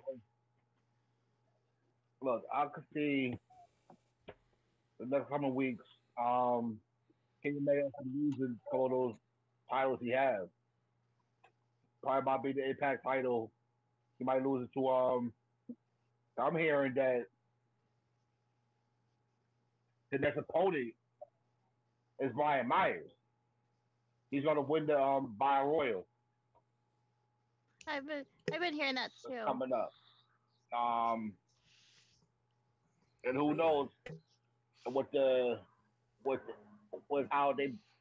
how New Japan is coming and how they're bringing the Bullet Club over.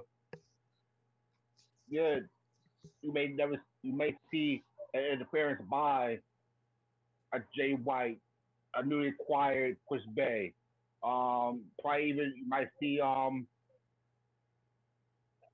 Tamaloa and Tamatonga, the Brothers of Destiny might make their appearance over to Impact Wrestling. Yeah, go after the Good Brothers. So we may never know what might happen, but you might see a change in the title very soon, especially if Omega's injury. Yeah, especially with Omega's injury is hurt the way it is right now.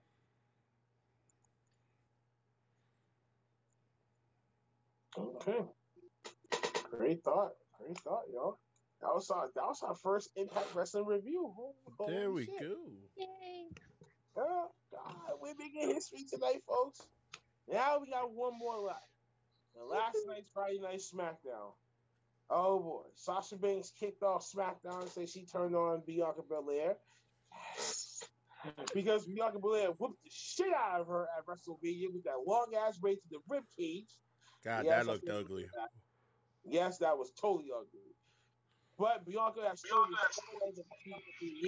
about time. Yeah, Sasha claiming that Bianca wouldn't do anything without her. Bianca then comes out and Sasha, she remembers that Sasha was begging her to face her at WrestleMania, which is true. And Bianca told Sasha that she wanted to rematch with the SmackDown Women's Championship, and it's on at SummerSlam. But then Selena Vega comes out and she interrupts. Basically pleaded her case, accepted her challenge before Sasha Banks swooped in. Then Bianca just said, like, you know what? I'm going to take care of you tonight, but I'm going to still take care of Sasha at SummerSlam. So, Big Mama is going to be in that kitchen. Make that work. Zelina Vega needs to get the fuck out of here. Why did they sign her back? Who knows? Who knows? But she needs to go. Bye-bye. I have a problem with them signing her back. I have a problem with them signing her back as a wrestler. Yeah, that was weird. They signed her for cheaper money. Yeah, she's complaining about like like the unionization and stuff, and then with WWE, and then she goes and resigns with them. Like, why? Why? Well, you know what the whole saying is money talks and bullshit walks, and that's exactly what happened in that Selena Vega situation. They offered her the right amount, and she was like, "Okay, I'm coming back." Yeah, money. Money. So released it in the first place. So right, releasing five wrestlers that could be better than her to bring her back. Yep. And that's I think they probably try to sign her to make sure that you can probably get her husband over. And we already know he's not going. No, he's flourishing in AEW, and then on top of that, it only took the man 3 weeks. 3 weeks to get the fuck over. The reason why to get him the fuck over, and now he is now considered that's going to be the next set of stars that's going to help anchor AEW for the next 5 years, along with the rest of the talent. Absolutely. Like, no, these superstars are going to be coming out with chips on their shoulder, basically saying, okay, y'all, okay, you want to tell me that I can't do this? Fine, fuck y'all. Watch me do this. And I'm going to get the fuck over it, and you're going to be calling my cell phone, hey, man, we let you guys to come back, and I might suck my dick. Block number. But, moving on from that. We got the SmackDown champion, Jey Uso, defeating Dominic Mysterio, which I'm actually happy for Dominic Mysterio. I got to give him a round of applause for doing a baseball strike I must say, Dominic Mysterio is starting to come into his own now.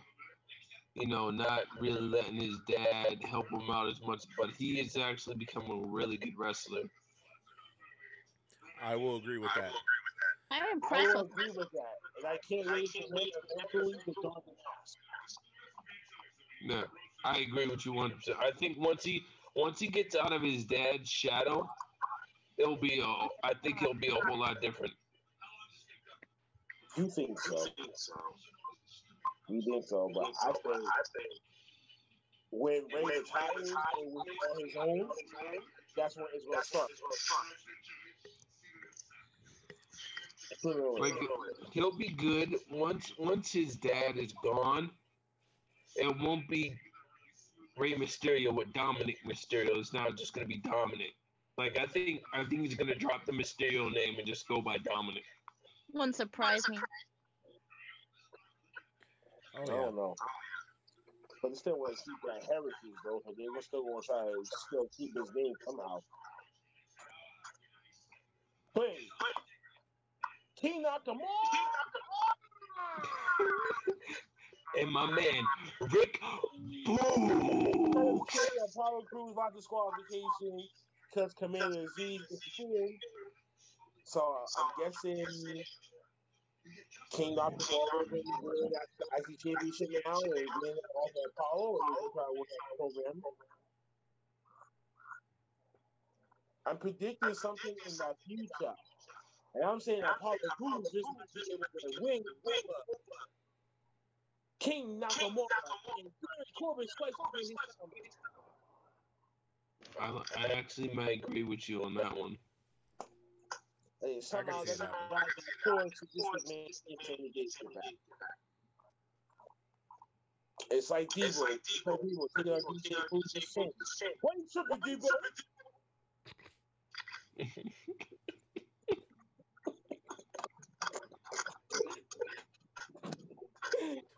Anyway, next we get Tegan Knox to the WWE Tag Team Champion to meet her with a roll up.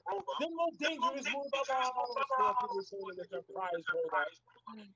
After Shotzi shot a dart from the tank to Nina to distract. Oh, this is really fun. This is really fun.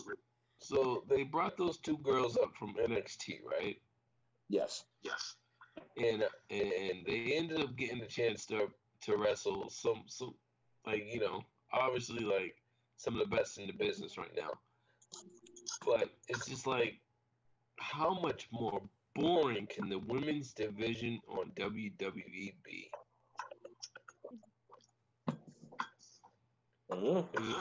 Because it's like the same old people were every week. Nia Jax, Tamina, you know, it's just the same old shit, same old girls wrestling over and over again. Like, That's what you get from those women, though. And then what I think what really bothers me the most about it is just like, you look at like all these like wrestlers that got released, and then you look at the ones that haven't, and you're like, why? The ones that got released were putting on matches, and these girls are just like, whatever, you know.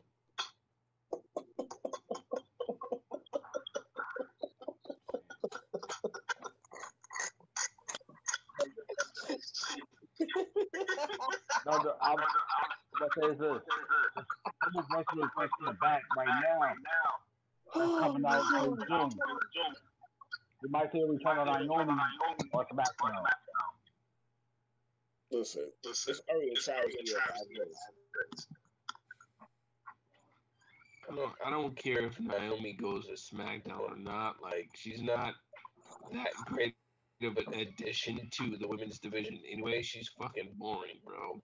She's just as boring. Let's feel the glow. Who gives a fuck about the glow? To be honest, Like, the whole division is like that. I think the only thing that's going to help the women's division is when Becky Lynch comes back. And I hate to say it, but like even when she was here, she made that division. Like the whole Ronda Rousey feud she had going for the longest time, her and Charlotte Flair and Ronda Rousey, like that was probably the greatest moment for the WWE women's division. Like, granted, you know, then Rhea Ripley coming up to now Raw, that's a pretty good addition to Raw. Then you got Bianca Belair on SmackDown, and that was I don't think I can watch Sasha Banks and Bianca Belair fight again. Becky Lynch needs to come back soon. I agree. I mean, it'd be great if Becky came back, but like, if she does, okay.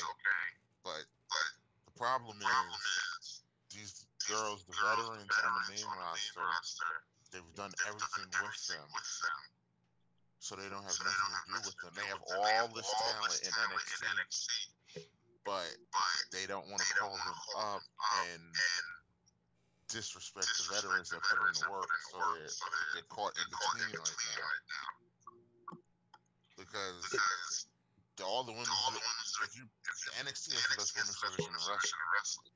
If you call them girls up, it's going to infuse the main roster, and it'll be fresh again. But like I said, I think that they don't want to disrespect the girls that are up there now because they've put in a lot of work and they deserve respect, but it's getting dry. Like, they need to switch some of it up. Again, I'm just gonna say this just because I want to piggyback off of your NXT women's division. I'm just gonna say honestly, I really am starting to feel like NXT is probably the best WWE show on TV right now. Yes. Like, WWE product. And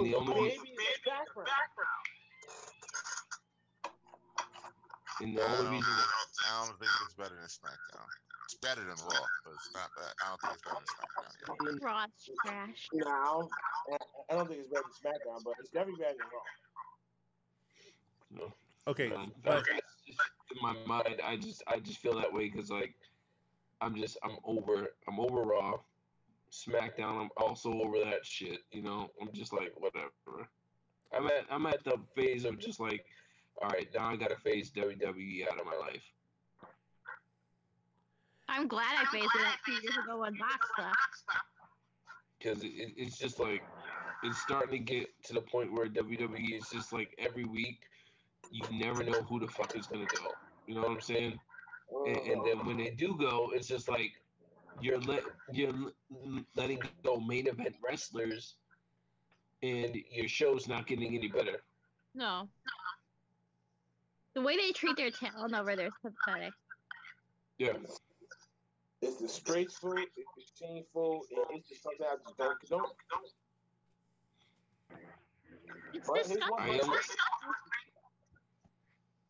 Yeah, but Like I here's one said, that is so the independent scene, AEW, all those promotions can't build their rosters. It's like, why?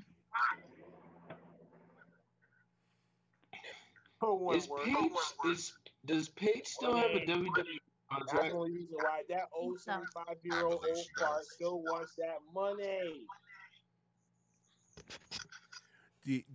I believe Paige still has a WWE contract. I just think that they're being lenient with her when it comes to her social media stuff.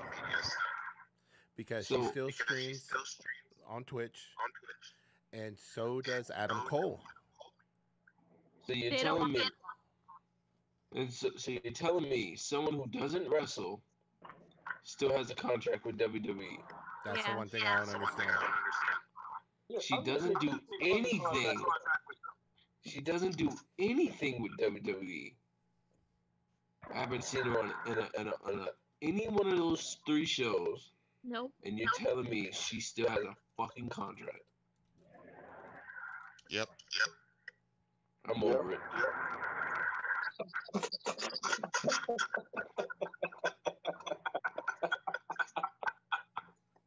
Next match, please. Yeah. I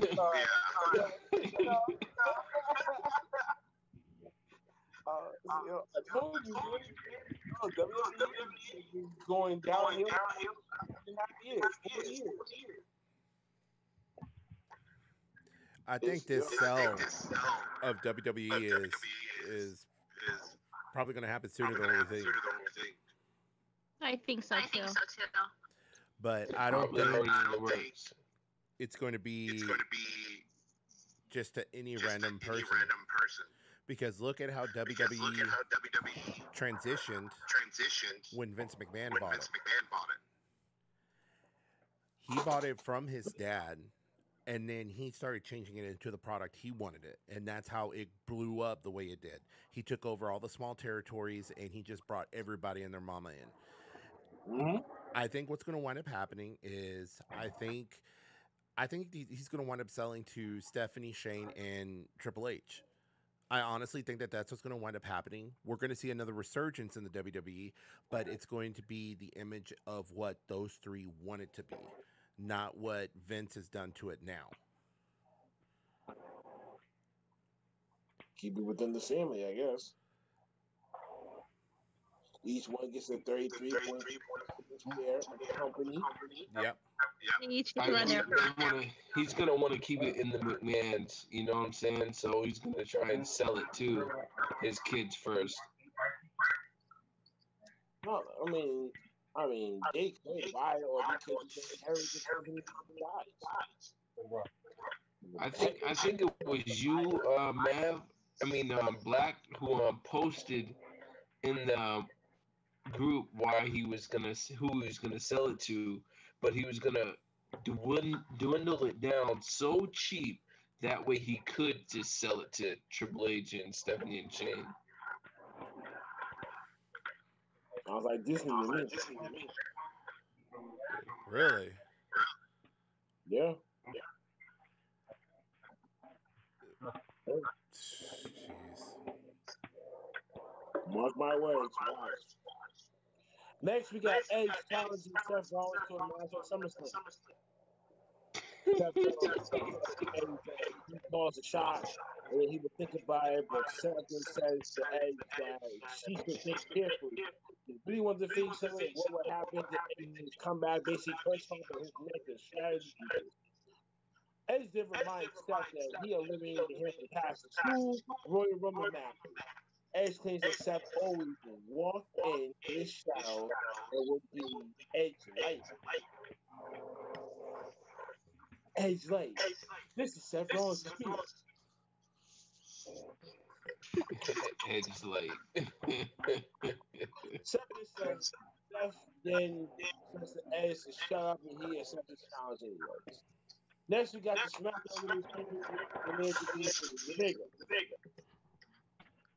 Afterward, get Finn Balor. But after the match was over, Finn says that he has to Cena to face Roman. So do it.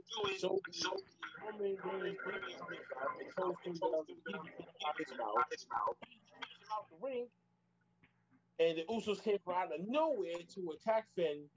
But he fought them off until Roman joined in the middle of it to make Finn tap out, and that was the end of SmackDown. But see a triple threat match: Roman, Finn, Cena.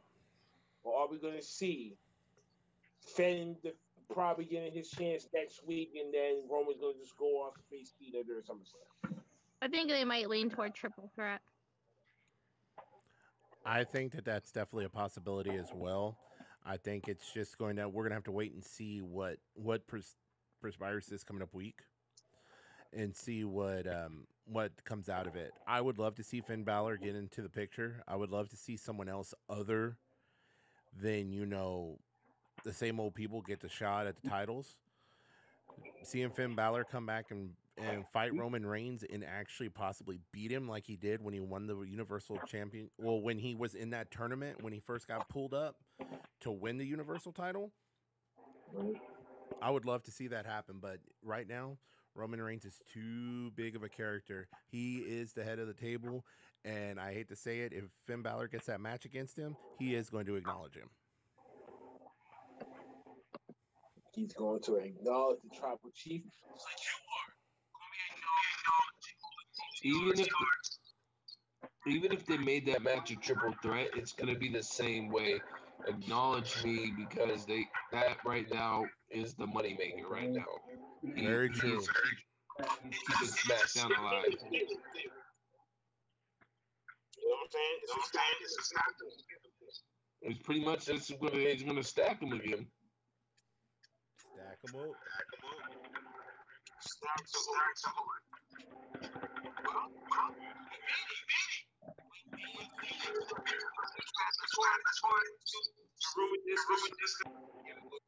Well, top of my damn head. Well, this is brand new news from earlier. Darby Allin is accused of rape of an independent star. This woman had to vent her frustration and how her relationship with Darby in the past and all this type of stuff. Could you believe it? Stuff like that. I mean, this is a pretty touchy subject because of the Me Too movie that happened last year.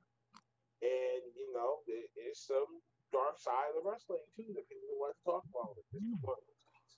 So, you believe it, you don't believe it, let us know in the comments below what you think about that as well.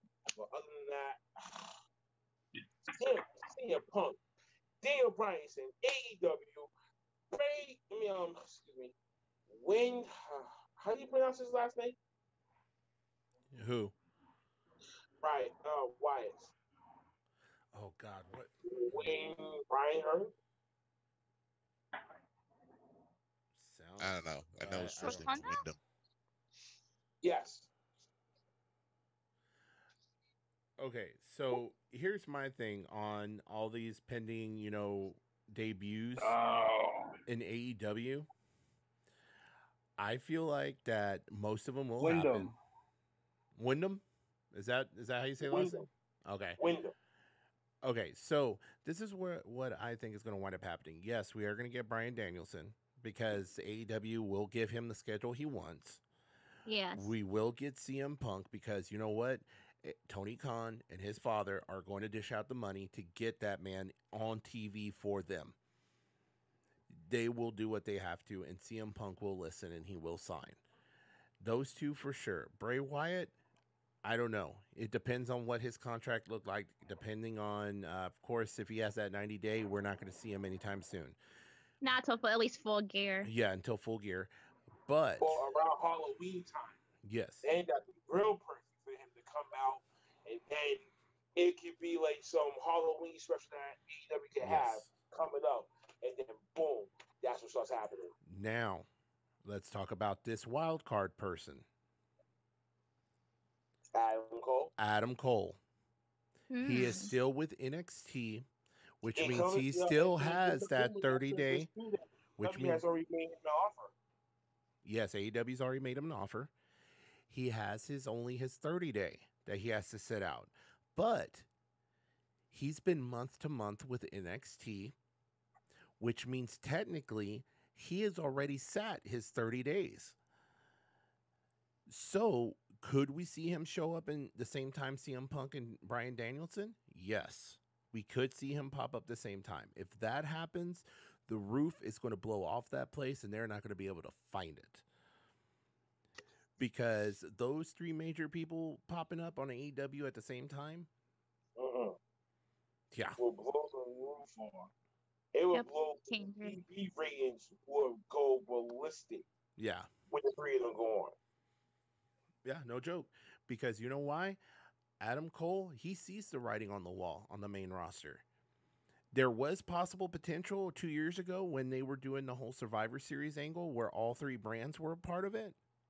There was potential there, and I could see Adam Cole, if he had his contract come up, re-signing with WWE, because NXT got so much love from the WWE universe, way more than what they did before that.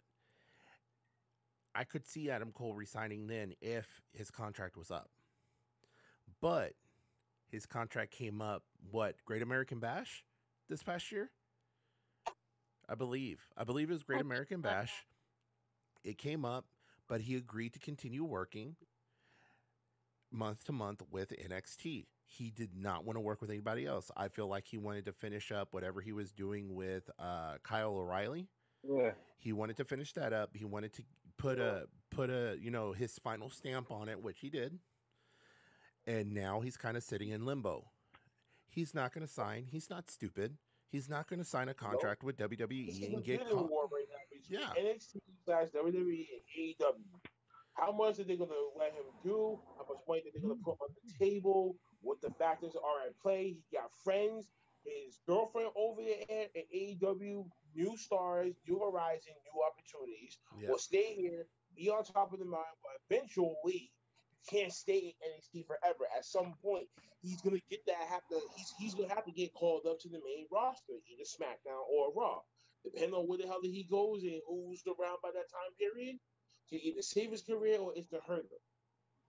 But you already know Vince is going to be able to throw the biggest price that the fuck that he can to make sure that he stays. But then again, as Vince McMahon has once said about NXT, it's just a developmental program. And I said, but your developmental program is doing more better than your main roster that's actually on time. That says a lot about what the hell he thinks of NXT compared to what Triple H thinks about NXT. Exactly. So, Triple H is going to work his mighty hardest, and Shawn Michaels too. Make sure that they're going to try to save, to keep him there, but without Bobby Fish. That's what we want. Sorry to cut you off. Now you'll get two left. Now, somehow, some way, Roger Strong is gone. He might have no other choice. That Kyle, but you and we already done this thing already. At some point, team up again. He's gonna have to make a move. So we choose the what I think it was like the rumored 7-year $1 million a year deal with WWE, or do you go over with your girl and your friends in the elite? I think it's easy. I think it's an easy decision, but there's money talk there. Hey, certain people are not fueled by money, honey. Certain people just want that freedom. Certain people just want the creative freedom. They just want the handcuffs to be off. If you can let the handcuffs off me, if I was Adam Cole, I'll do whatever fuck I can to make sure I get the fuck over on my own. And just believe in me that I would be a top money maker. But we all know what WWE does. There would never be one person that would expand to be a bigger than WWE ever the fuck again. Okay, so I just looked it up. Kyle O'Reilly's contract comes up the end of next year. So he's literally biding time, it looks like. And Adam Cole, of course, we know he's going month to month with NXT right now. And then Roderick Strong, he still has almost 2 years left. So he's the one that's going to be probably one of the very last ones, unless he gets released or he asks for his release and they grant it to him. So those are going to be, so all of them within the next 2 to 3 years could all be gone from the company. Yes, they could, and they could either rejoin or proceed Undisputed Era in New Japan Wrestling. Could, but I honestly see Kyle O'Reilly trying to make a push on his own for once, because look at all the other organizations he was. You probably said what?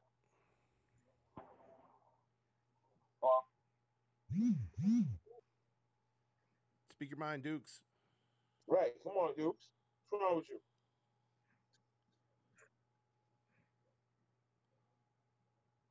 Duke.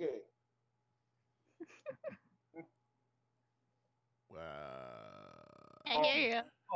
Oh, my bad. Oh, my bad. I'll say like this. If I was Adam Cole, I will go AEW. Reason why friends are there, girls there, he has a great opportunity. But on top of that, man, shut up. I'll put it like this, but on top of that, but take a look at it like this. I'm hearing that Kyle O'Reilly's contract's coming up. Bobby Fish is out of the company. Wait for a little while. Bring the Red Dragons to AEW. Because now you can get Young Bucks versus Red Dragons. Who are Red Dragons versus Lucha Bros? Red Dragons versus freaking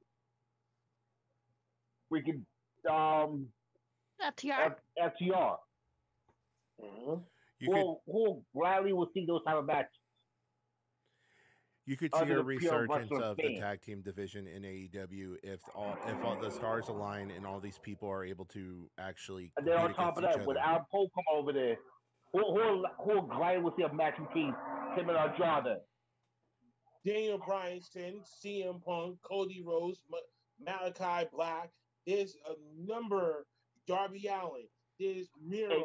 And I seem to realize that John Moxley. You know what I'm saying? Like, they got talent that they can do fancy booking any way that the fuck that they want to. It's just they got to build a story that could stretch out week after week after week. So when you get to a pay per view, to be the big money sellout match.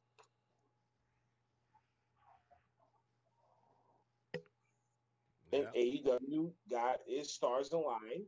They got a deep piggy bank that they're willing to spend, but not too much. As long as their TV and packages are going good, they're going to revenue. But that being said, and make that money, they're going to be in good hands. I agree. I definitely agree. So with Rampage, you're definitely going to see a new crop of new faces start getting over on that channel too. So now it's going to make you want to watch both. Real close. Trust me on that one. And I was going to say this one.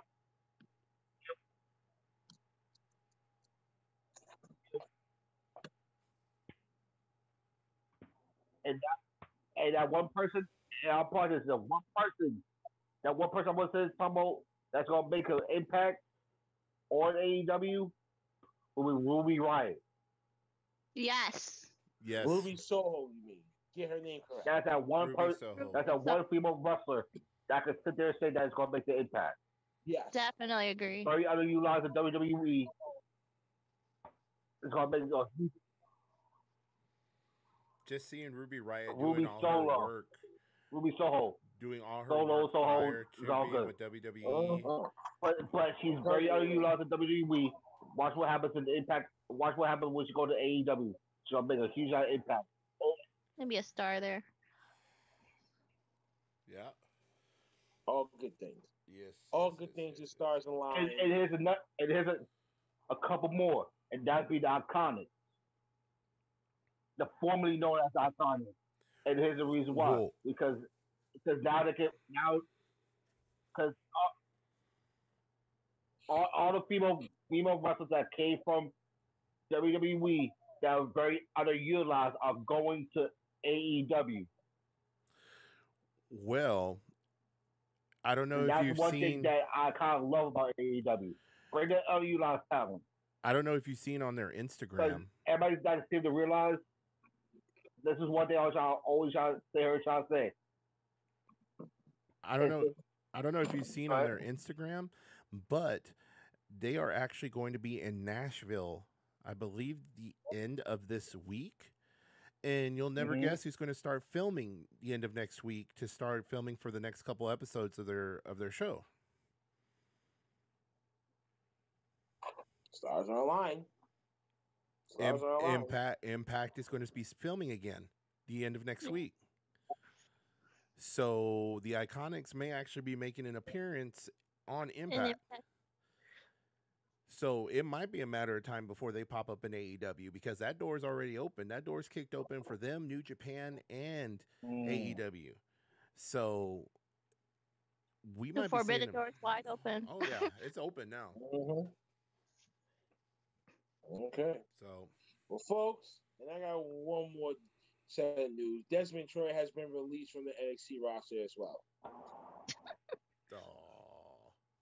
Yeah, so that was another second blow. So they had released a list of people that have been released from last year to this year. I think it was like 200 and something names that was on that list. Yeah. That's ridiculous. Not necessary. People that was released within the past year and this year. That's too many people. That's ridiculous. But also, guys, y'all got to remember too, back before AEW was starting up, Vince was signing people left and right to keep them from. Pete Dunne's contract is expiring as well. Yes. So if he does make a move somewhere else, he can go back to NXT UK, go back overseas. I would want to see him in New Japan. The division over there again, or he can do the unthinkable. Yeah. I want him in New Japan because I would want to see him in the best of the Super Juniors. He would be great for the New Japan bracket.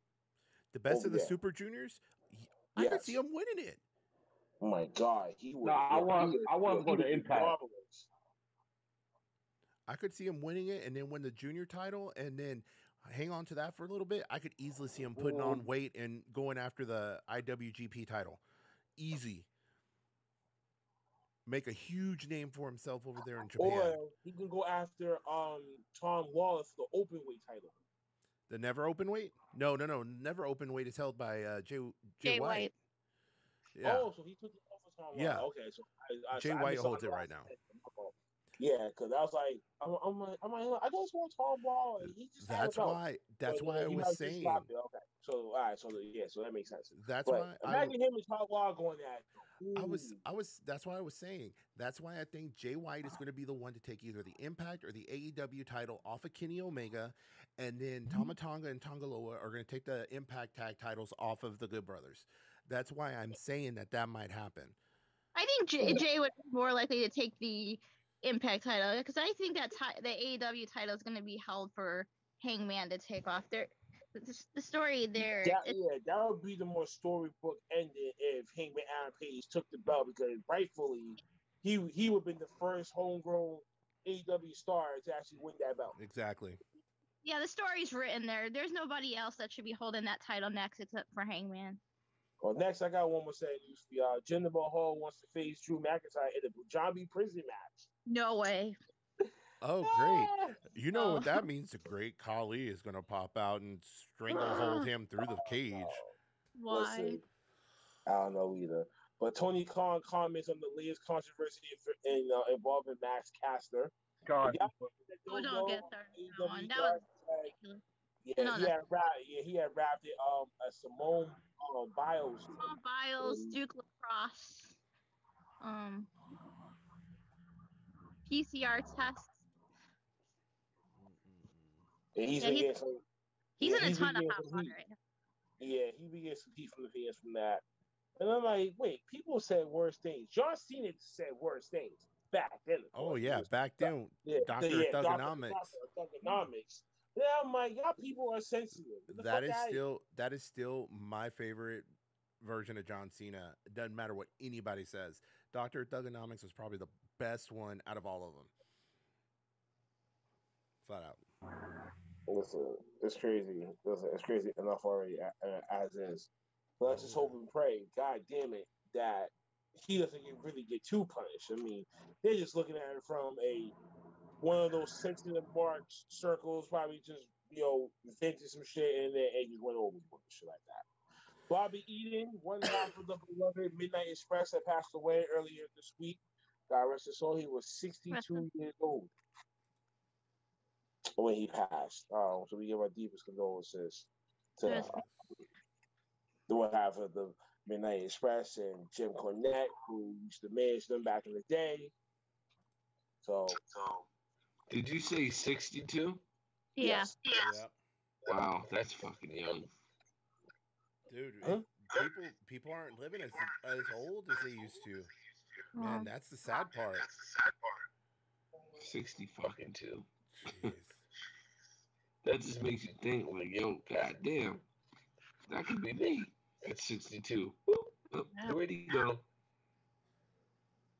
It's crazy, man. That's it, folks. Oh my God, That's we're done. This is it. This is the end of the season premiere of season 4 of the Top Roast Podcast. Thank you guys for tuning in. Thank you for watching. Thank you for subscribing. If you like what we talked about, give us a thumbs up. Hit the subscribe button. Hit the notifications button to keep all up to date with the current content that we got. Don't forget to check out the vlog. Don't forget to check out Bonfire, our merch store. Don't forget to check out Deco.com for our OTTR prototypical slides. More colors are coming out soon. Nevertheless, give yourselves a round of fucking applause, man. We actually finished this thing off. We made it through technical difficulties, with everything the fuck else. We still here. We finally crossed the finish line. I'm fucking exhausted. And now, when it's time to send you all this shit, I got a bunch of editing to do to get this thing ready. So, Come on. But Charlene, how do you feel? Hopefully I did good. Yes, you did good. You did better than I did. Thank you. Thanks for the love. Hey, WWE kicked me out, so they fucked my headphones over and my mic. Famous line? WWE, you ain't shit. Nope. Hey, that's Deuce's song. But you know what? After the way our break went, and how it's going now, I'm watching more AEW than this shit. I have to agree with you, though. Like, hey, does AEW come on like regular people TV? Like, I can find it on Comcast, or do I have to go on like YouTube or some shit? No. I mean, you can go on the wrestling website and watch them live and stuff. Yeah, you can. I mean, they stopped streaming on Twitch, so that would be next to us. But you can watch AEW Dark on YouTube. Okay. Because I kind of want to get into this whole Impact, and I want to watch it now because it's just like right now I think I may stop watching Monday and Friday and just watch Wednesday and Thursday. Okay, the only thing that's keeping me watching Fridays is Roman Reigns' storyline. Yeah, that's it. That's I mean, that like I said, that's the moneymaker. Like I said before, like Roman Reigns is their moneymaker. They're not gonna get rid of that right now.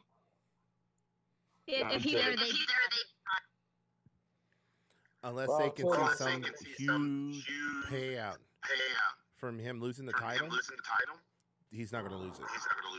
No. Like if The Rock was to come back and say, I want to get that title, they will drop it to him in a heartbeat. Oh yeah, easy. Because this John Cena is not going to be a huge payout for them. He's just back promoting Suicide Squad. That's the only reason why he's getting the title shot. And I can watch that shit on HBO Max. Say that again? I said I can't see anybody right now. Yeah, exactly. He's too hot right now. He's like a hot commodity. If you upset him, that's it. He's a company yes man. Yeah, the person that takes it off is going to be the star. Wow. Well, folks, that's it. Hit the finish line. This is the winner circle where everyone's gonna go around and shit like that. Basically, y'all know who the fuck I am. The belt says it all. I'll deal with y'all Trumps next week. Y'all know the whole drill. Y'all know how to follow us. Follow the channel too, man. Get them thumbs up, get them plays up and stuff like that, man. This season's goal to get up to 4K plays. Oh, so yes, so please like, share, subscribe, and repost, retweet the whole 9 yards, man. And follow us on Facebook, Twitter, Instagram, Off the Top Roast Podcast, and Twitter off underscore ropes. That's for me to say. Dukes. Let's get your sign off, man. Come on, Dukes. Like someone from the 1970s with that fucking face line.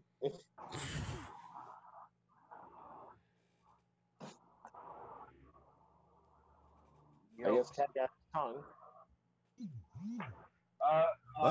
Take all your thank all y'all slap nuts motherfuckers for listening. You know what? I want to say one thing quick, one thing only. We don't want to watch you, WWE. You ain't shit, bitch. Yo. Oh, he's trying to protect his identity. Okay, fine, whatever. Even though it's way too late now. First Lady Shar, this is your winner circle. This is where people can go and find you. You can do your shout outs, your plugins, the whole 9 yards. At Max Crew 2021 on Twitter. At Charlene M. Cadillo on Instagram. All right. Nice and short. Cyber Yeti. All right, guys. As always, thank you so much for tuning in. We do appreciate all y'all jumping in. Let's keep on sharing. Let's keep on liking. Let's keep on doing all that. Exactly like how Blackheart has said in the past. We do appreciate all y'all. And again, just exactly like Duke said, I'm gonna side with him this season. I can't believe I'm gonna say this. WWE, you ain't shit. You ain't shit. Make sure you check. Make sure you check. All right, go ahead, Maverick. Now we got Luchador. The Luchador in the building. The number one. All I'm going to say is thank you for watching. Again, fuck WWE. Bring back WWF. That's what's up. He doing the mask to protect his identity as well. Big Mike is last but not least, the former champion. Big Mike. Short, the jobber. Sweet, the first OTTR champion. Until kiss the belt, bitch. Just follow me. I am _MBJ on Twitter. And we out. We out here. We out. Moving to 4K. Till next week, ladies and gentlemen. This season is going to be bigger, badder, more molded together with special guests, special vlogs, specials. Oh my God, we're going to be trying to support, #support indie wrestling as well. Please do. They are the future of this wrestling business. So let's support the guys. Let's support the guys that's trying to go out there and bust their ass and get to the TV stage. So yes, Savannah Evans, Jay Bougie, especially Jay Bougie. Shout out to my dog over there, first and foremost. Marvelous himself, Mike Love Jones, like the Melon Monster Bruno. Yes, there's so many talent out there, man. Go support your independent wrestling as well. But without them, the professionals ain't shit. No disrespect. Big facts. So, from here, from the family, the Mafia family here at OTTR, we bid y'all. Good day. Deuces. Until next week.